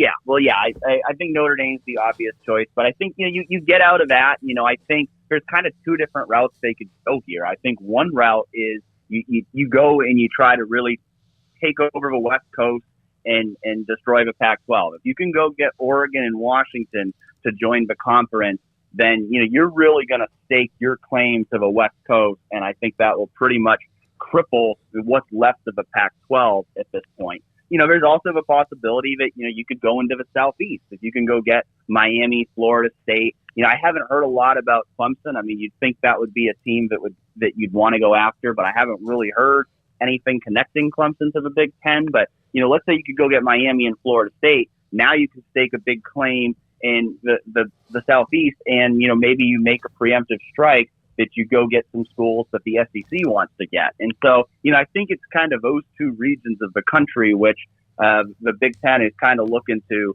stake a claim in here. And it's going to be interesting to see which way it ends up, because, I think they're talking to all kinds of different schools and kind of seeing how the whole thing plays out in the end. All right, Dan, thank you. Appreciate your time. Dan Hope, 11 Warriors, covers Ohio State, but also very much entrenched in covering the Big Ten. Yeah, good stuff there. Jim Knowles is a hot topic, and what that defense looks like is a hot topic right now in Columbus. I mean, that's pretty much the key. You know what you're getting on offense. They'll have, arguably the best wide receiver core in America, arguably the best quarterback, all that stuff. But how does that defense, change under Jim Knowles and for the better? Because that's why they hired him. That's what they're looking for, and that's the missing piece right now. They lost 2 games last year. Right? Down year. Down year, 2 games. They got bullied by Oregon. And they got straight up knocked in the teeth by Michigan, running right at them. And that is, in my opinion, that's worse than getting run on the field by a spread offense. Yep. Because they're telling you, we'll pass if we want to, but I don't know if we want to. And that's what Michigan did, kind of ran right at them. And look, that Utah game in the Rose Bowl wasn't a Valentine to the defense either. They just had more offense than Utah could possibly handle, and Jackson Smith and Jigba was transcendent. 300 and some yards receiving in that game as well. And, Oregon gutted them. Michigan gutted them. And then they had just enough firepower, and that was a hell of a Utah team. And that's never been Ohio State's identity. Ohio State's not a team that gets gutted. No, by the way, one note, I just saw this note from, let's see, this is On 3 Recruiting. 4-star defensive lineman John Walker is committed to UCF, okay? 6'4", 305 kid from Kissimmee, Florida. He chose the Knights over Ohio State, Michigan, Miami, and Florida. It's a big-time win for Gus Malzahn and UCF. Yeah, congrats to the Knights on getting that locked up, and man, that's a big time committed up here, so that's great. Look forward to watching him in the Big 12 and whatever that ends up looking like. I had a couple things just kind of cross my mind while he was talking there, but that's definitely great news for Gus Malzahn and company. And we get caught up on the question about if you had a conference or just a couple conferences that are competing for title, would that be a national champion? Yeah. Or what would you think I was going a different direction here? No, I'm sorry. Yeah, go on. Would that be a national champion if that is how it worked out? Well, what if the goal isn't necessarily to crown a national champion? What if the goal is to crown a whatever the hell you want to call it champion? Yeah, Why does it have to be a national champion? And plus, they can just call it national champion, and people can argue about it. But if they just call it that anyways, like who's going to really do anything about it? Yeah. So I in principle, I wouldn't consider it a national champion. But if it's like the Super 2 world champ, I mean, who's going to? I mean, that's maybe just your way around it. Yeah, and you consider it the national champion if you want to. I also thought about this: is the SEC and the Big Ten are light years ahead because of the brands and everything they have, but along the way there's also been investments made, and some of that might not be financial. Like clearly ESPN made investments in the SEC. They basically helped architect the propaganda that we've been seeing for like 20 years now. But if you're one of these other networks that you're probably not going to be spending $1 billion for Big Ten football anytime soon, but obviously live sports is in high demand. And then yet I see these arguments about like, well, can the Big 12 even get what they're getting right now in 2 more years? It's like, well, one, just based on the way numbers go up, yes, which is what Mack Rhodes said. They should make at least as much what they're making here in a couple years as they have been. But what's stopping, and this is just silly, late night thinking or whatever, but rather than lowballing the Big 12 and just throwing out the same or the Pac-12 or whoever that's not the SEC or the Big 10, wouldn't you want to make more of an investment and try to build something up and not just give them the bare minimum and then say go you know what I'm saying here? Yeah, why give them the bare minimum when it might kill them? Why not help build something? Because if you're not going to necessarily be guaranteed that you're going to be broadcasting Auburn, Tennessee anytime soon, like why not do what you can to try and build up UCF and build up Iowa State and build up Oklahoma State and build up whoever you can. I know it's going to be more complicated because of grant rights and all the stuff that comes with that, but when I hear about these networks trying to lowball one side while like just throwing gobs and gobs of money at the other, I understand ratings come into it, but why not like be that young company that wants to try and maybe build and invest in something a little bit? I don't know. It's just off the wall thinking to me. But. Well, we have Truth Serum coming up now. Tim Brando, Fox Sports, joins us. Sikkim 365 Radio. 365 Sports, and every time we miss you for a week or two, and you probably, oh my God, Smokey's texting me again. Tim, thanks for your time. It seems like something changes, and of course, we've discussed USC, UCLA, and all of that. What is your overall view, Tim, of where we are with college football, and where is this eventually, in your opinion, going to go? Gosh, fellas, I don't know how many times I can paint a brighter picture than everyone wants to see, but I mean, I think we're simply in transition. We're about 30 years behind in transition because the sport has been slower than molasses to change. We're finally, ridding ourselves of the NCAA, which completely at the Division I level, which I think has long since been overdue. So that's going to really help, in the short term as well as the long term. And for anybody that's saying, well, wait, what do you mean, Brando? We're getting rid of the NCAA. We are. We're getting rid of it. In college football Division I, we're getting rid of it. When the new television contracts go into play for the college football playoff, I think the restructuring and reorganization of college football's power Division I programs, which would be the 65 or so schools that we have currently in 5 conferences, could be less than that now, could be 4 instead of 5. They will run and govern themselves as they should. And, it's my hope, because I've been saying it for all these 30, 40 years, that we unify, and whether we have a czar that is a rotating czar that comes from one of the power conferences and they have their turn in the barrel to be the czar, or we have a permanent one. Either way, that's what we need. The NCAA need not have anything to do with Division I college football. They screwed this thing up with NIL and the transfer portal. They did this to the sport. Okay? 15 years of kicking the can. Ed O'Bannon. How far back do we need to go on this? Okay? Just check the history. They did this to college football. And they really didn't care because, after all, in 1984, they lost all the revenue anyway when the universities of Georgia and Oklahoma got the Supreme Court decision that they did. And college football's been commanding its own television rights ever since. So some of the greed of some of those conferences got us to this point because they had the rights that the NCAA had lost. So we shouldn't have been worried about anything that Mark Emmert or any of his predecessors were doing when it came to Division I college football. The NCAA can just handle the men's basketball tournament. They do a really nice job of that. It makes a hell of a lot of money. It funds over 85% of the championships of all the non-revenue producing sports. Good for them. It's going to last until 2032, and then we'll see what happens after that. Okay, but the NCAA still can be in the business of intercollegiate athletics, yes. But as it relates to infractions, as it relates to enforcement, as it relates to sanctioning bowl games, why the hell do they have any say whatsoever? Why do we have a Division II soccer coach on the College Football Rules Committee? That crap's been going on forever. Okay?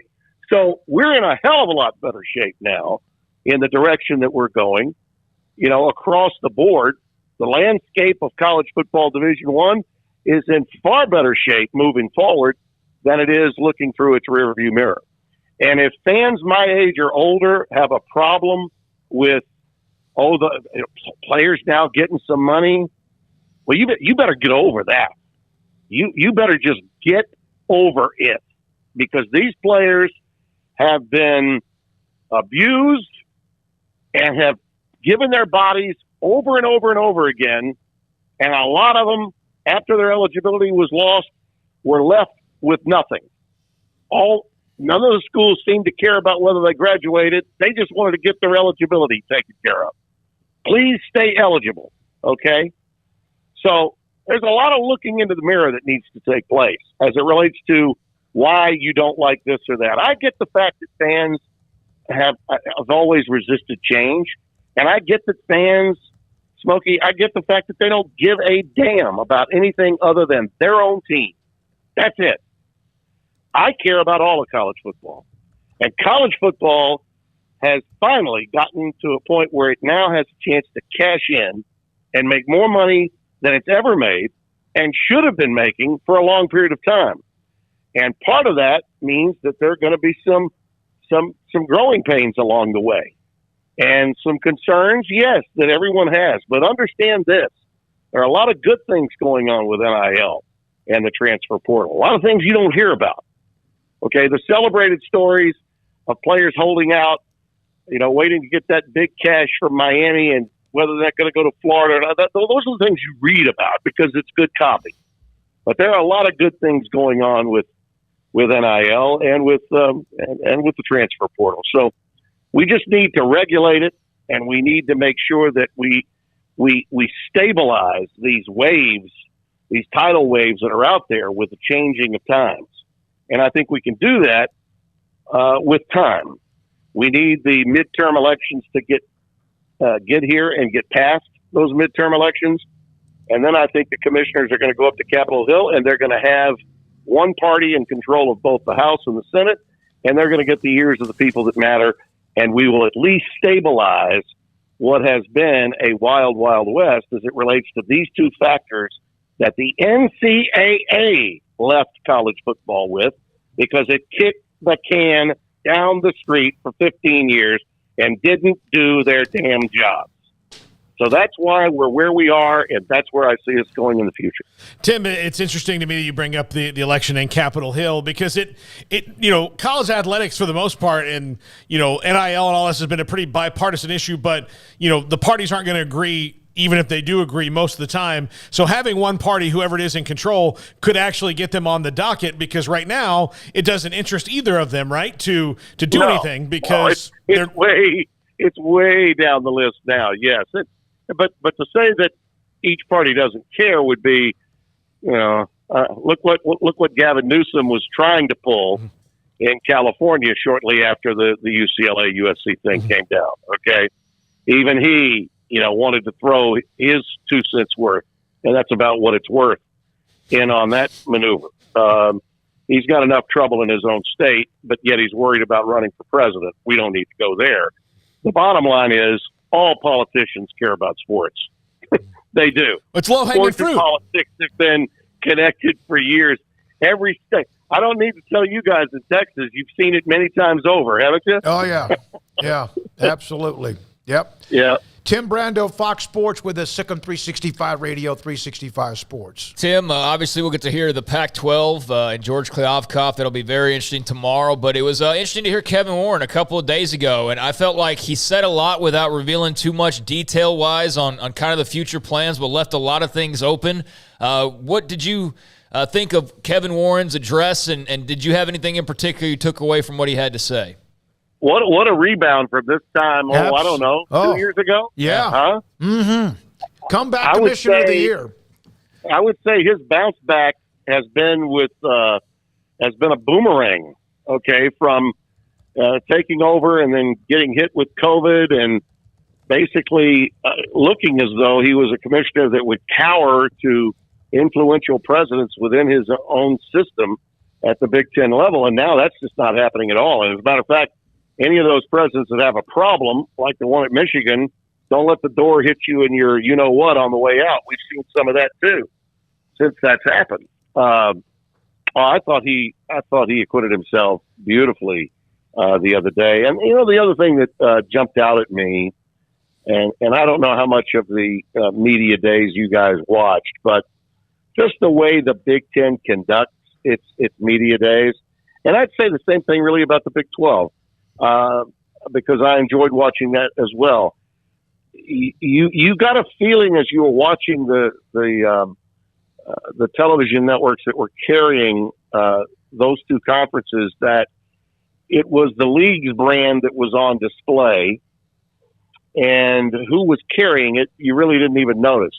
You know what I'm saying? Like, for instance, we know we were watching the Big Ten Network, but did you get any sense while you were watching the Big Ten Network's coverage of it that it was a Fox entity?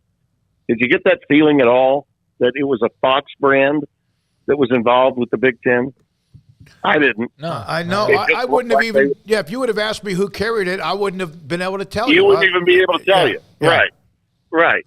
Whereas with the SEC, it's a TV show, okay, that they spread out over the course of an entire week with their personalities coming out. Probably more airtime spent with their personalities talking about, or at least trying to analyze some of what we've seen. That would last as long, if not longer, than the actual questions and answers to the coaches and players.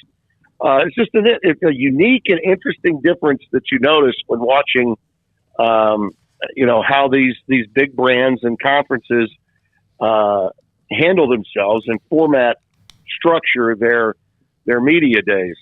I found that very interesting watching from distance.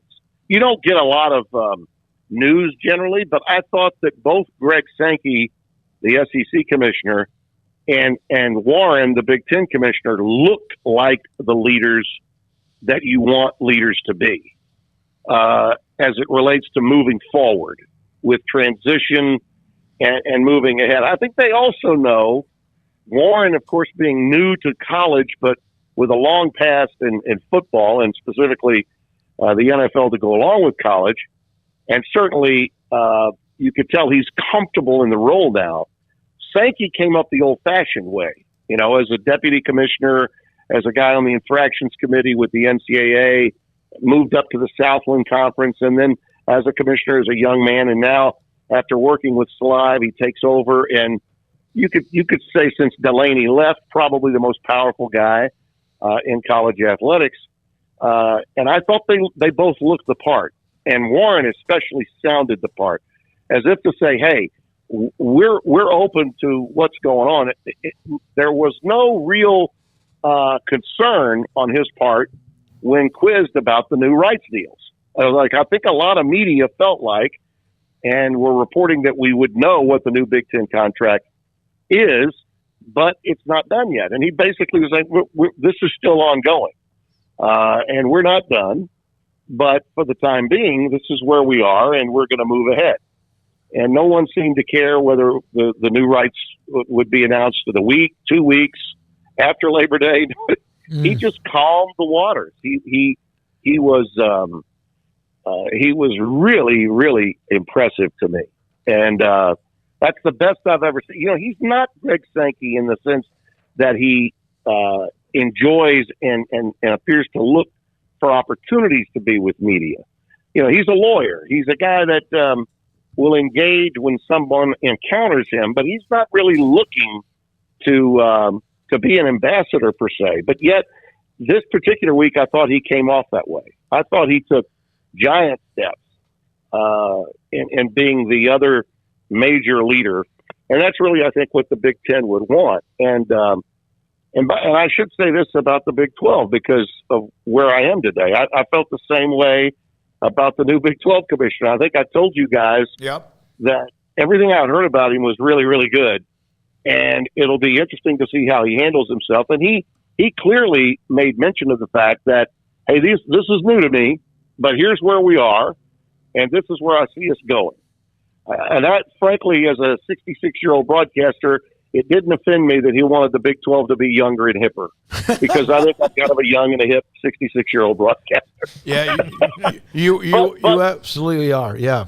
You know, I believe that hearing the commissioner of the Big 12 talk about changes and growing the audience and getting younger and hipper and cooler, that's something that the Big 12 people really needed to hear. So, you know, speaking to your base and making sure that you make them feel better about where they are and where they're going to go, I give an A+ to all of those three commissioners. I think all had great weeks, but particularly Warren had his best week without a doubt. Tim, there are go ahead, Paul. I was going to just the other two commissioners. Jim Phillips is, I mean, the ACC is setting a deal till 2036, and he's probably going to have to fight off his own, wars when it comes to realignment and teams maybe getting poached or tried to when they figure out that grant of rights. But between him and George Kliavkoff, which one would you rather be long term, considering they both have very different fights ahead of them? Well, I think that Kliavkoff has certainly handled what happened to him with aplomb. And I think that a lot of people felt, I certainly thought that the case could be made that the aggression of the Big Ten with regard to the West Coast might be enhanced beyond the LA schools. And I think I'm not the only member of the media that felt that way. It quickly became obvious that no, that really wasn't the case, that the Big Ten was concerned only with Los Angeles, and then they had other places they wanted to look. And Kliavkoff, picking up on that right away, just did everything he could to start making sure that he protects his flank with regard to the rest of the Pac-12. Now, I still think the Mountain West, the mountain region, the mountain time zone, is an area that he really needs to concern himself with. Utah, Colorado, Arizona schools, that's an area of great concern, I think, for him. But I think it's pretty apparent now that the stronghold of the Pacific Northwest is going to be in tow, that they're not moving anytime soon. Nothing's really going to happen until Notre Dame makes a decision anyway. So I think he's handled it pretty well. Now, Phillips, who I've known a long time, think the world of, he was a great AD at Northwestern. He's got problems. And whenever you're banking on the grant of rights as your big thread to hold your teams together, I think that with time, that only becomes, a pipe that continues to get pressure, and heat and pressure will ultimately make a pipe bust. And he's got to find a way to convince people that he can make the ACC more valuable. And I don't know how you do that, short of getting Notre Dame. Clemson, Florida State, Miami, North Carolina, these schools over time, they're going to be looking around and seeing what other people are making. And it's just, I don't know that you can just hold on to grant of rights and saying, okay, there's the line in the sand. We know that legally we've got you. I don't know that that's necessarily the case. I think it could get muckety for him, in the not too distant future. Well, it's different than Texas and Oklahoma because there was 3 years, I think, left, or 3 or 4. So it wasn't as if they had to wait a decade or 12 years like the ACC has to do. And so that did kind of hold. Well, with the exception of Notre Dame now. Remember, Notre Dame is a partial member. Their grant of rights is only through 25, just so you know. Tim, it seems as if when we get into these realignment stories, you start to have these catfights among conferences. Fans, we get it. Fans love the pride of their conference and teams, and they get protective. I get it. But it does seem to me that maybe it's just this time, but that there are columnists or some who write that almost like choose sides of why this conference is better than that. Do you see that too? Yeah, and I think a lot of times tribalism of college athletics does get into the media, clearly, because everyone went to school somewhere. Like somebody used to give me a lot of trouble. You're an LSU homer, aren't you? And I'm like, hell, I couldn't get into LSU. I went to direct school. It's now a hyphen school. Okay, so no, I'm not a homer, but if you think I'm going to apologize because of where I'm from, put this in your peace pipe and smoke it, okay? Because I'll defend the honor of my state and where I'm from, and the people have gone to all the different schools in the state of Louisiana. But yeah, it does seep in. There's no question about that. You see it from columnists, and a lot of it has to do with where they're from. You have to, understand and appreciate that. I see a lot on social media, people taking shots at Stuart Mandel. Well, Stuart's a guy that went to school at Northwestern, and he's living in Northern California. I mean, he's not a Big 12 guy. Okay, I don't think he's anti-Big 12. I don't. I mean, I know Stu. Stu's an honest, hardworking, really knowledgeable reporter. Okay, but he's from where he's from. So the people in the Big 12 are all going to think that he's a left-wing liberal that loves the Pac-12 and can't stand the Big 12. That's not true, but people always think that we have agendas, and people always think we have built-in biases. Brando's an SEC guy, and I'm like, really? I haven't done the SEC since 2013, and yet I still get it from fans all the time. And yet, of course, in the Southeastern Conference, check with some of their fans, they'll tell you I'm Benedict Arnold. I turned my back on the SEC to go to Fox and the Big Ten. So that's just a part of it. Smoke, without a doubt, I think that you see it in columns.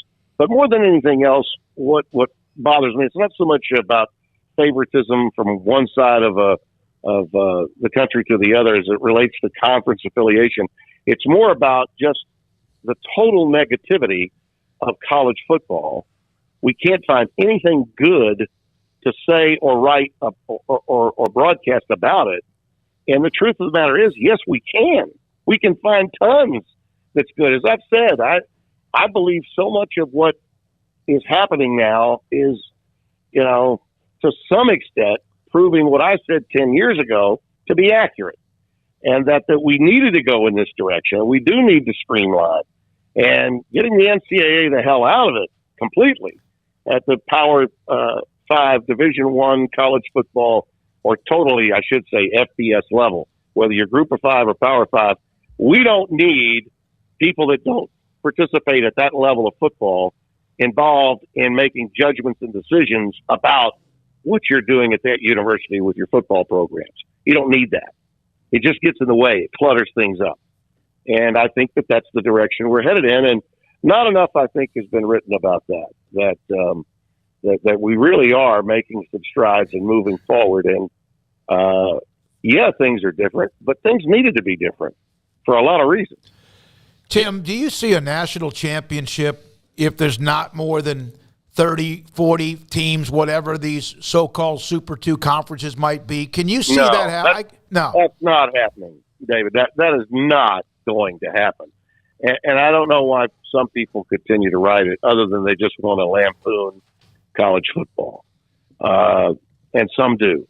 A lot in the press that write also don't like the college game, and they're in pro sports markets, and they've had an axe to grind with college for a long time, so they want to strike fear into the hearts of many college football fans and tell the people in places like Ames, Iowa, and Manhattan, Kansas, you don't belong. They're just going to have 2 power conferences. You guys just don't get to play along. And that's just garbage. Okay. It just is. And it's meant to bring those kinds of feelings, the sort of culture battles really between haves and have-nots into the foray of sports, because that's what we have going on in news in today's times. And that's unfortunate because I think we all look at sports as being the last bastion of equality. And even though it's not, we still want to think of it that way. Okay. We still want to view it in such a manner that we can hold it near and dear. And I know that's part of the issue with NIL, and players getting more than cost of tuition and their books. Okay. For free. I understand that, but again, there's more to it. There's no sport that requires more physical work to be done and harm to one's body than college football. And these young men have been put in a position that have given their all, and they're told they can't work. But you know what? They're also told you can only have so much time at practice. But the system says, hey, fellas, you better keep working out. Don't leave the campus, even though the coaches aren't there. We know the strength coach is watching, so you better be there. I mean, come on. These players are 24/7, 365, and they deserve more than just books and tuition, in their futures while in college. They just do. And this notion that we're going to see unionizing taking place, listen, all of that is a byproduct of where I believe we're headed in the future with these new television deals, because they're worth billions and billions of dollars.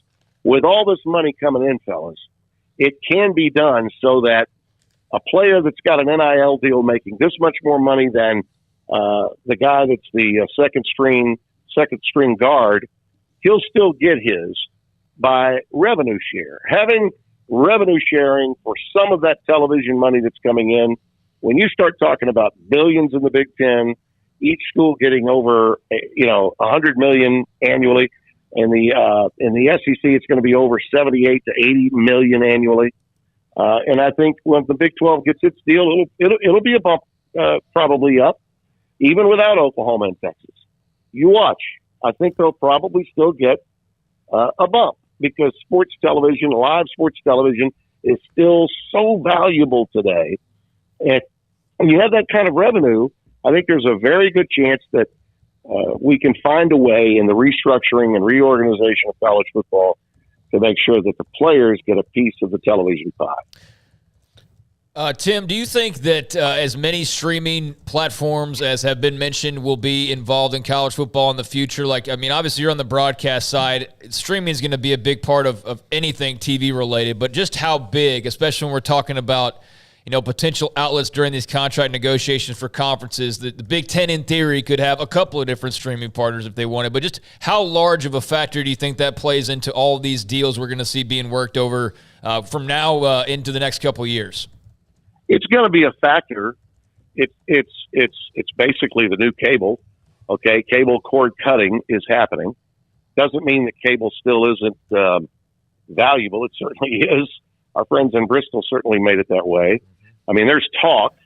There's some talk within the industry, published reports about the potential of ESPN being something that you can get for free. Not all the other ESPNs, to Deportes, all the others. But there's talk of that eventually happening down the road. I don't know how close we are to that happening, but you keep hearing about it and reading about it in sports business journals across the landscape.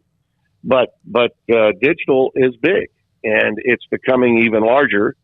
But I don't think that it will be dominating college athletics at all. In fact, the Big Ten deal, even with whether it's Amazon or Apple, and as I understand it, you're reading what I am, both are interested. But that doesn't mean that linear network television that you're accustomed to, whether it's Fox, CBS, and NBC, won't also be part of that deal. That's what could make this so big, is that you could potentially have 3 major networks carrying one property as part of its national television rights. And in addition to that, having a digital service that is pouring even more revenue into the process. And I do think that, watching very closely the Big 12 and the Pac-12, by the way, I have to be looking at this, because if that is going to be the case in the Big Ten, then that will certainly serve. There'll be 1 year of Big Ten football in their new contract before the Big 12 and Pac-12 new deals come into play. So they'll offer a blueprint, really, that Mr. Yormark can take a long look at, and Mr. Kliavkoff as well. And that is another revenue stream that we haven't seen in the past, but it is going to quickly, I think, replace cable as we march forward. That's the direction we're going in. The networks themselves, the major networks themselves, want more and more live sports TV, because other than, presidential debates in an election year, entertainment television is not doing nearly as well as live sports television is doing. Okay, all of the by all of the different companies that survey audience tendencies that are out there, live sports TV is the thing, and ratings continue to go up, and rights fees continue to match those ratings going up. And look, college football, for all of its trouble, right? All the things that we talk about that are wrong with the game of college football, it's still it's the second most popular sport in television in America today, second only to the NFL. Okay, that means it's drawing more eyeballs than the NBA, Major League Baseball, the National Hockey League. Okay, for all the problems it's got, it's still the second most popular and most viewed sport in America today. So, yeah, I do think that we will see the digital industry continue to grow, but it's not going to suddenly knock college football off of network TV. To the contrary, you're going to see more of it now than you ever have. Tim, I just have a quick question before we let you go. Is hyphen an upgrade from directional? Because if so, there's a lot of schools that need to start naming themselves after the city. Wait a minute. I didn't catch all of that. Hit me one more time with that. You said that you went to a directional school that became a hyphen school. I wonder, is hyphen an upgrade from direction? Because if so, there's some places in Michigan and Texas, like tons of places that need an NCAA at the city. Oh, my Lord. Well, as the late Jim Valvano once said, if you're going to go into the NCAA tournament, play the whole state. Don't play a portion of the state. Play Texas. Don't play Southwest Texas, okay? Okay. Play LSU. Don't play Northeast Louisiana. Yeah. Okay, don't do that. And for Christ's sake, stay away from the hyphen schools. The alumni will kill you when you lose to a hyphen school. Absolutely.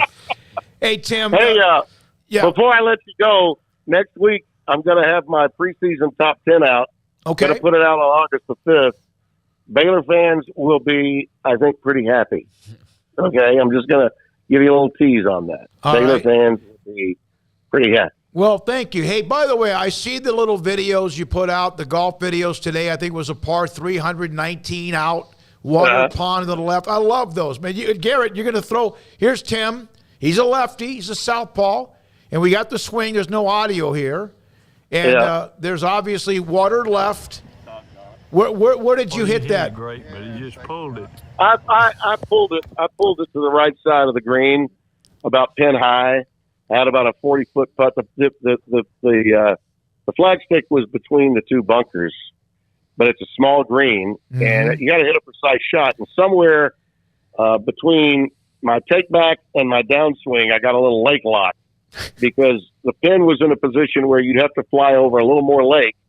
And I chickened out and tugged it, as we like to say, I tugged it slightly to the right. But I did get up and down for the par. Good for you. It is a pretty par 3. And the reason I put it out there was because we just spent $4.2 million renovating Southern Trace, and I'm trying to show some postcard pictures of some of the holes of our new place. We're really proud of it. You should be. Hey, between now and when you speak at the East Texas Kickoff Luncheon, August the 9th, we'll try to see if we can get you on again, maybe get into your top 10 as well, if that's okay. Oh, trust me, after August 5th, you're going to want to talk to me. All right, done. Thank you, Tim. Appreciate it, buddy. That's a great friend of the show, and everybody loves it. And he loves college football. He's passionate. He could be the czar. Doesn't mean you have to agree with everything he says, but he loves the game. Here's one thing that he and I think we probably agree on this. It's just the direction we're coming from. But, yeah, I mean, you're absolutely right on all those accounts.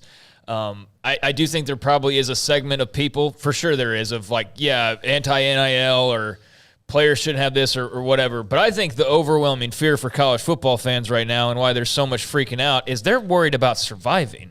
Like, it's not, I mean, yes, there is that crowd of they're going to be safe regardless, and they're just bitching about, NIL money, like I said, or, realignment or whatever the case may be. But I think a lot of the panic and the fear is just simply like, hey, I'm a Wazoo fan.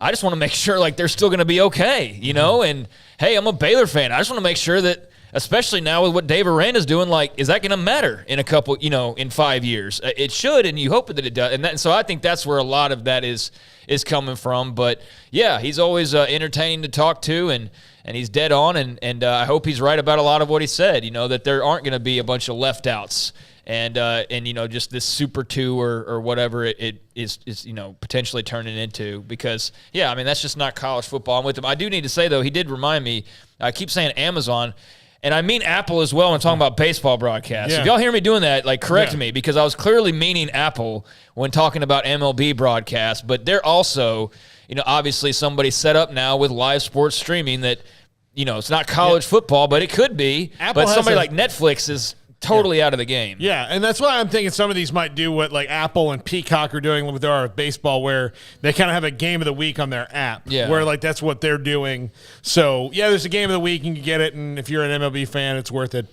And I would take I'd record those comments. I'd take all the stories that are being written right now if I'm Brett Yormark or Mac Rosen. I know Brett Yormark doesn't need any help probably with team negotiations, but unanimous across the board that somehow people are talking about, lower money for TV deals, and yet every single thing that we hear that's actually never been better for live sports. College football, number 2 sport in America, blah, blah, blah. And so then when I hear these things about, well, they might not even make what they were making 5 years ago. How is that even possible? I mean, I understand with losing brands, that's technically possible, but beyond that, the idea that, TV contracts would go massively down or, be like danger zone territory, I don't see that. I think by the time the Big 12 especially rolls around in a couple years, I mean, imagine what the demand might be by then where live streaming is. So we are way up against the clock. We're going to have Paul's Top 5. Tim Brando will speak the 16th Annual East Texas Kickoff Luncheon in Tyler at Green Acres Baptist Church. He's the featured speaker,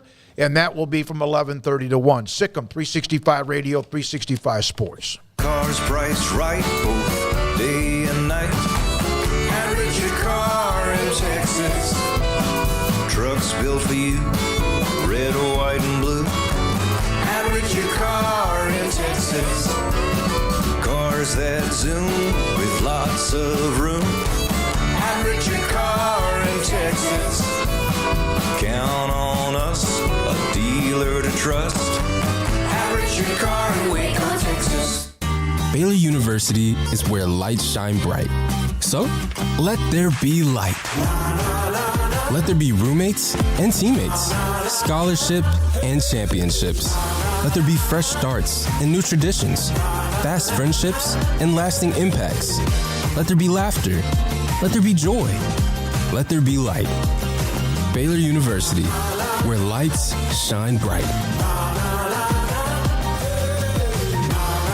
From the first workout to the last practice, sports is an incredible and rewarding challenge. Hi, this is Dan Ingham with the First National Bank of Central Texas, and we're proud to support each athlete, every parent, and our educators. From families, small businesses, to the biggest industry, we're here to help. With remarkable products like our free First mobile app, we've got banking ideas that fuel big dreams. That's the First National Bank of Central Texas. Familiar faces making local decisions. Member FDIC, Equal Housing Lender.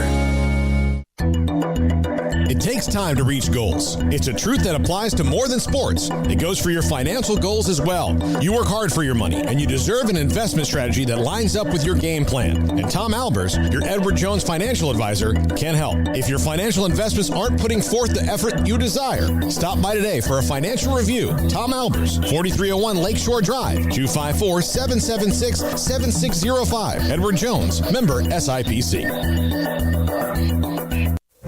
Stepping into the boots of a U.S. Army officer can add confidence and leadership skills to your son or daughter's career path. See all the things they can achieve in our boots at GoArmy.com. U.S. Army Waco Recruiting Company, 254-598-8131 or 254-776-1543. In Texas, there's pea-size hail and baseball-size hail. Guess which one hit our house? We didn't even know where to begin, but we called our Texas Farm Bureau insurance agent, and he was so reassuring. He knew exactly what to do to get our house back into shape and our lives back to normal. Now, we're even more thankful for the roof over our heads. Stop by and see our agents at one of our 3 McLennan County locations. Coverage and discounts are subject to qualifications and policy terms and may vary by situation. Automatic Chef Canteen is a full-service micro-market vending and office coffee provider with state-of-the-art vending equipment, a wide variety of products, and offering custom-fitted micro-market vending office coffee solutions for your employee break room. You want a full break room solution and a workplace oasis? Well, Automatic Chef Canteen, locally owned and operated for over 50 years in Central Texas, also includes in-house mechanics on call 24/7 for fast, reliable service and maintenance. Automatic Chef Canteen, 6900 Imperial Drive in Waco, or online at automaticchefcanteen.com.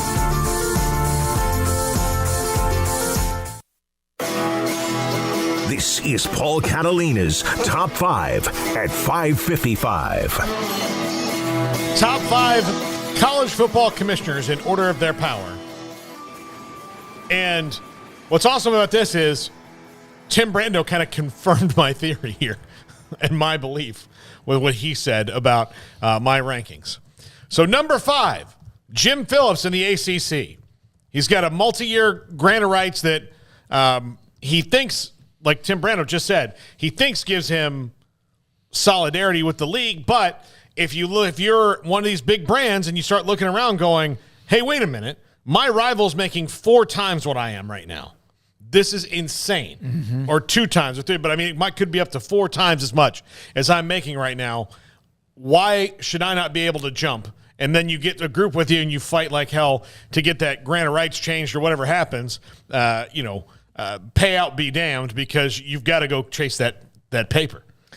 Yeah, I want to respond to, I saw one comment on the chat room rolling around. I was talking about the TV price and all that, and the person pointed out that the networks are the market. They set the market. And I understand that. I'm just saying it's just, if it's the number 2 most popular sport in America, you've got, certain brands, just like, it's going to be hard to tell me that I'm worth $800 million less than the SEC. You know what I mean? Like, so that's where the negotiations come into play. But I know to that person, I saw that, and I acknowledge, yes, you're right. They do set the markets. But hopefully you see where I'm kind of coming from as well. But yes, point taken. As far as Jim Phillips, I mean, what do you think this guy's thinking right now? I mean, geez Louise. And the other thing is, not only is he's stressed out thinking, he's saying things like, well, college football's never been this. It's never been about this. Yeah. Okay, maybe it hasn't. No, he's saying like the message from 10 years ago at the latest press conference, while the other guys with a little bit more power and definitely more flexibility are saying the complete opposite. Yeah. And so, he's going the wrong direction. And their contract, I mean, Mack Rhoades, he's not the end-all, be-all, but he is like a point for us to kind of, play off of. And he said yesterday, I asked him, would you rather be the Pac-12, for example, who has this exodus that's, there's not even enough time to turn around and add teams before you have a TV deal. Like the Big 12 had it happen last summer. They still got like 2 more summers before they have to go to the table. So they're good. They can kind of just let this thing play out. The Pac-12 loses everything, it feels like, and turns right around and goes into TV negotiations. But Mac did say the ACC at least has some stability. Like, it might not be the money that you want, but the length of it at least says, like, hey, we're in a network, we're going to be in a network. But, yeah, like how he makes up for that money part of it, that's going to determine what the ACC looks like, by the end of that contract, or even if they reach the end of that contract. But it's not an enviable position outside of just having that stability of a contract, but it's not even a favorable one anymore. No. Number 4, George Kliavkoff. Look, I know his conference is on the ropes right now, and there's a lot of things, but at least he is acknowledging the future of the sport and that he is willing to be flexible to ensure the survival of that conference, as where Jim Phillips comparatively is just being like, well, you got a 13-year Grand Rapids, what are you going to do? Like, Notre Dame, please join us, but otherwise, what are you going to do? And that's not really being an advocate for your teams and trying to make your conference better. It's just being like, we did this a couple years ago, and now we're here. So there may or may not have been a tweet about George Kliavkoff from somebody in the West Coast media talking about him kicking ass like 2 weeks ago, right? Did y'all see that? Mm-hmm. He has not been kicking ass unless he's got some big surprises announced for tomorrow. He might pop something. He tomorrow. Might. Good for him if he does, then yeah. Hey, good for him. George Kliavkoff, the ass kicker. But I mean, that's definitely not what's been happening here lately. So if he does, then he's in that same band of Sankey and Warren and just thieves in the night kind of deal. And I'd give him props for that, but I'm really curious to see what that press conference is like tomorrow. I mean, he is more of the new school way of thinking, but yeah, they're in a world of trouble, it appears, right now. Number 3, Brett Yormark. I think we misspelled it there, but that's fine. That might have been my fault on the autocorrect. But Brett Yormark in the Big 12, this guy's been in the job for less than a month, and he's already number 3 because of what's going on in those other 2 leagues. That, I think, illustrates where the Big 12 is actually in a power position where I know a lot of people don't say that, but he's not reeling from a loss anymore. They are already have, patched that wound and are moving forward and trying to be more aggressive so that it doesn't happen to them again, which makes him more powerful than the 2 below him. And we know who the top 2 are going to be, but we'll get to that in a second. But yeah, if I'm Brett Yormark, I'm feeling pretty good about where I am already starting my job less than a month in. Yeah, I would just say the only thing is I would be watching my freaking back. Oh, yeah. Because I don't trust for a single second that Baylor or Texas Tech or Kansas State or whoever, and I know some of those are unrealistic and, they're not going to end up in the Big Ten or whatever, but I would not leave anything off the table. I'd be watching for KU to be bolting to the pack. Like, I'd be radars up on every single move possible. Now, it's obviously way harder to do in the Big 12 because of the exit fees and all that, which is why Oklahoma and Texas are still around. But, that contract still does run out here in the next couple of years. So, yeah, I think he definitely landed in a better position than it could have been. I definitely think there's a lot of momentum and there's some good things on the horizon potentially for the Big 12. And he's a unique guy who I'm really curious to see kind of how he navigates all that. But I'm just saying I'd be watching my back. I wouldn't trust anybody at this stage. I think you have not heard anything from him since Big 12 media days today, and I think that's awesome. I think that's good because he's busy. He's got things he's got to do. Number 2, Kevin Warren. This guy went from, kind of like people thought of him to like he was just dropping hits the other day like a Jay-Z concert. Yeah, I'm in favor of expanding the playoff. Yeah, I've softened my stance on this. Yeah, the TV deal is going to be huge and it's not done yet. Yeah, I'm open to more expansion. Bam, banger, banger, banger, banger, right there, all right in a row. And all of a sudden you start thinking like, wow, maybe like Craig said earlier in the show, maybe don't judge the guy in his first year. Maybe in the COVID year where nothing made sense to anyone on the planet. What if we would have judged Dave Aranda as a head coach his first year? Yeah, no, I mean, Warren's definitely done, I don't know if it would be a 180, but he's definitely, changed the perception, certainly of not only him as a big power broker in college football, And obviously for just the casuals like it's the casual person who doesn't work with him or hasn't done deals with him in the past or whatever. Those guys all knew what to expect, I'm sure. But yeah, I mean, he came out swinging. That LA move was just massive and completely unforeseen, and he's letting it be known that he's in charge and they're going to be as large as they want to be. And what that entails, like, that's the mystery, that there's a little strength in their back pocket is that no one quite knows what their next move could be. But they're right there at the top, and he's done a great job in turning around the perception in a short amount of time. And number one, Greg Sankey. Why is this? Because I say so. Greg Sankey. That's what he can do. You know what? I've got this idea. What are you going to do about it? And, like, he almost sometimes comes across to me as a bit of a bully. Like, well, I don't know if that's good. And he's like, shut up, nerd. This is what we're doing. Like, he'll shove you in your locker and take your lunch money. And that's what the SEC's been doing. And here's the thing. He's the most powerful commissioner. And the guy I just mentioned, his conference is going to make more money. Yeah. But Greg Sankey is really just the power broker. And it's kind of amazing to me and how they've built this on. Look, the SEC is a great conference, but so much more of it is perception than reality. It's been 20 years of ESPN machinery is what it's been. I mean, but also winning a bunch of titles while all that was going on. If Auburn and LSU and Alabama and all those schools, Florida don't win titles, and it doesn't translate. But the fact that you had this massive media push, and he also had a bunch of teams, not just one or two, but like a handful of teams winning Heisman and titles. I mean, it's just here's the wood, dry wood, here's the matches, here's the gasoline, boom. SEC is where they are. Yeah, when you have state television. That's what they are. That's a good point. From one of the chat, Kevin threw down the gauntlet and said, who has the guts to pick it up? All of you. By the way, Ohio State fan, $1.99 super chat. Thank you. Ohio State is innocent in all this. Please respect us. Appreciate that. All of you. Thank you so much. All right, real quickly. The San Diego State Stadium. I know we're running late. We might as well run real late. This is the new picture. Ross Dellinger took the picture. The new stadium opens September 3rd. Inspired by a professional soccer venue. Has more beer taps and bar space than he has ever seen in a 35,000-seat stadium. The stadium, by the way, is part of a larger campus expansion because San Diego State is growing. So I know we have some San Diego State fans. Good luck with that. Also, Iowa State.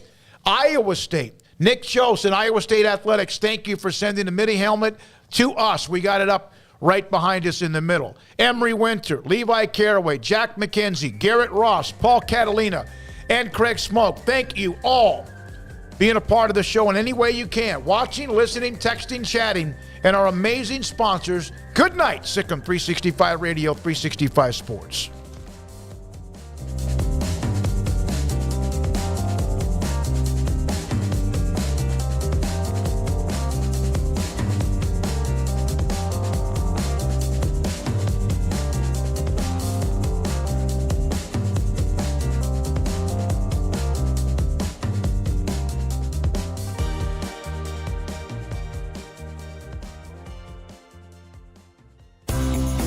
Ideal MRI is a small family business right here in Central Texas. We're open to support you while lowering the cost of healthcare bills. When you need an MRI, ask your doctor for an Ideal MRI. Visit us at idealmri.com or call us at 833-IDEAL-MRI.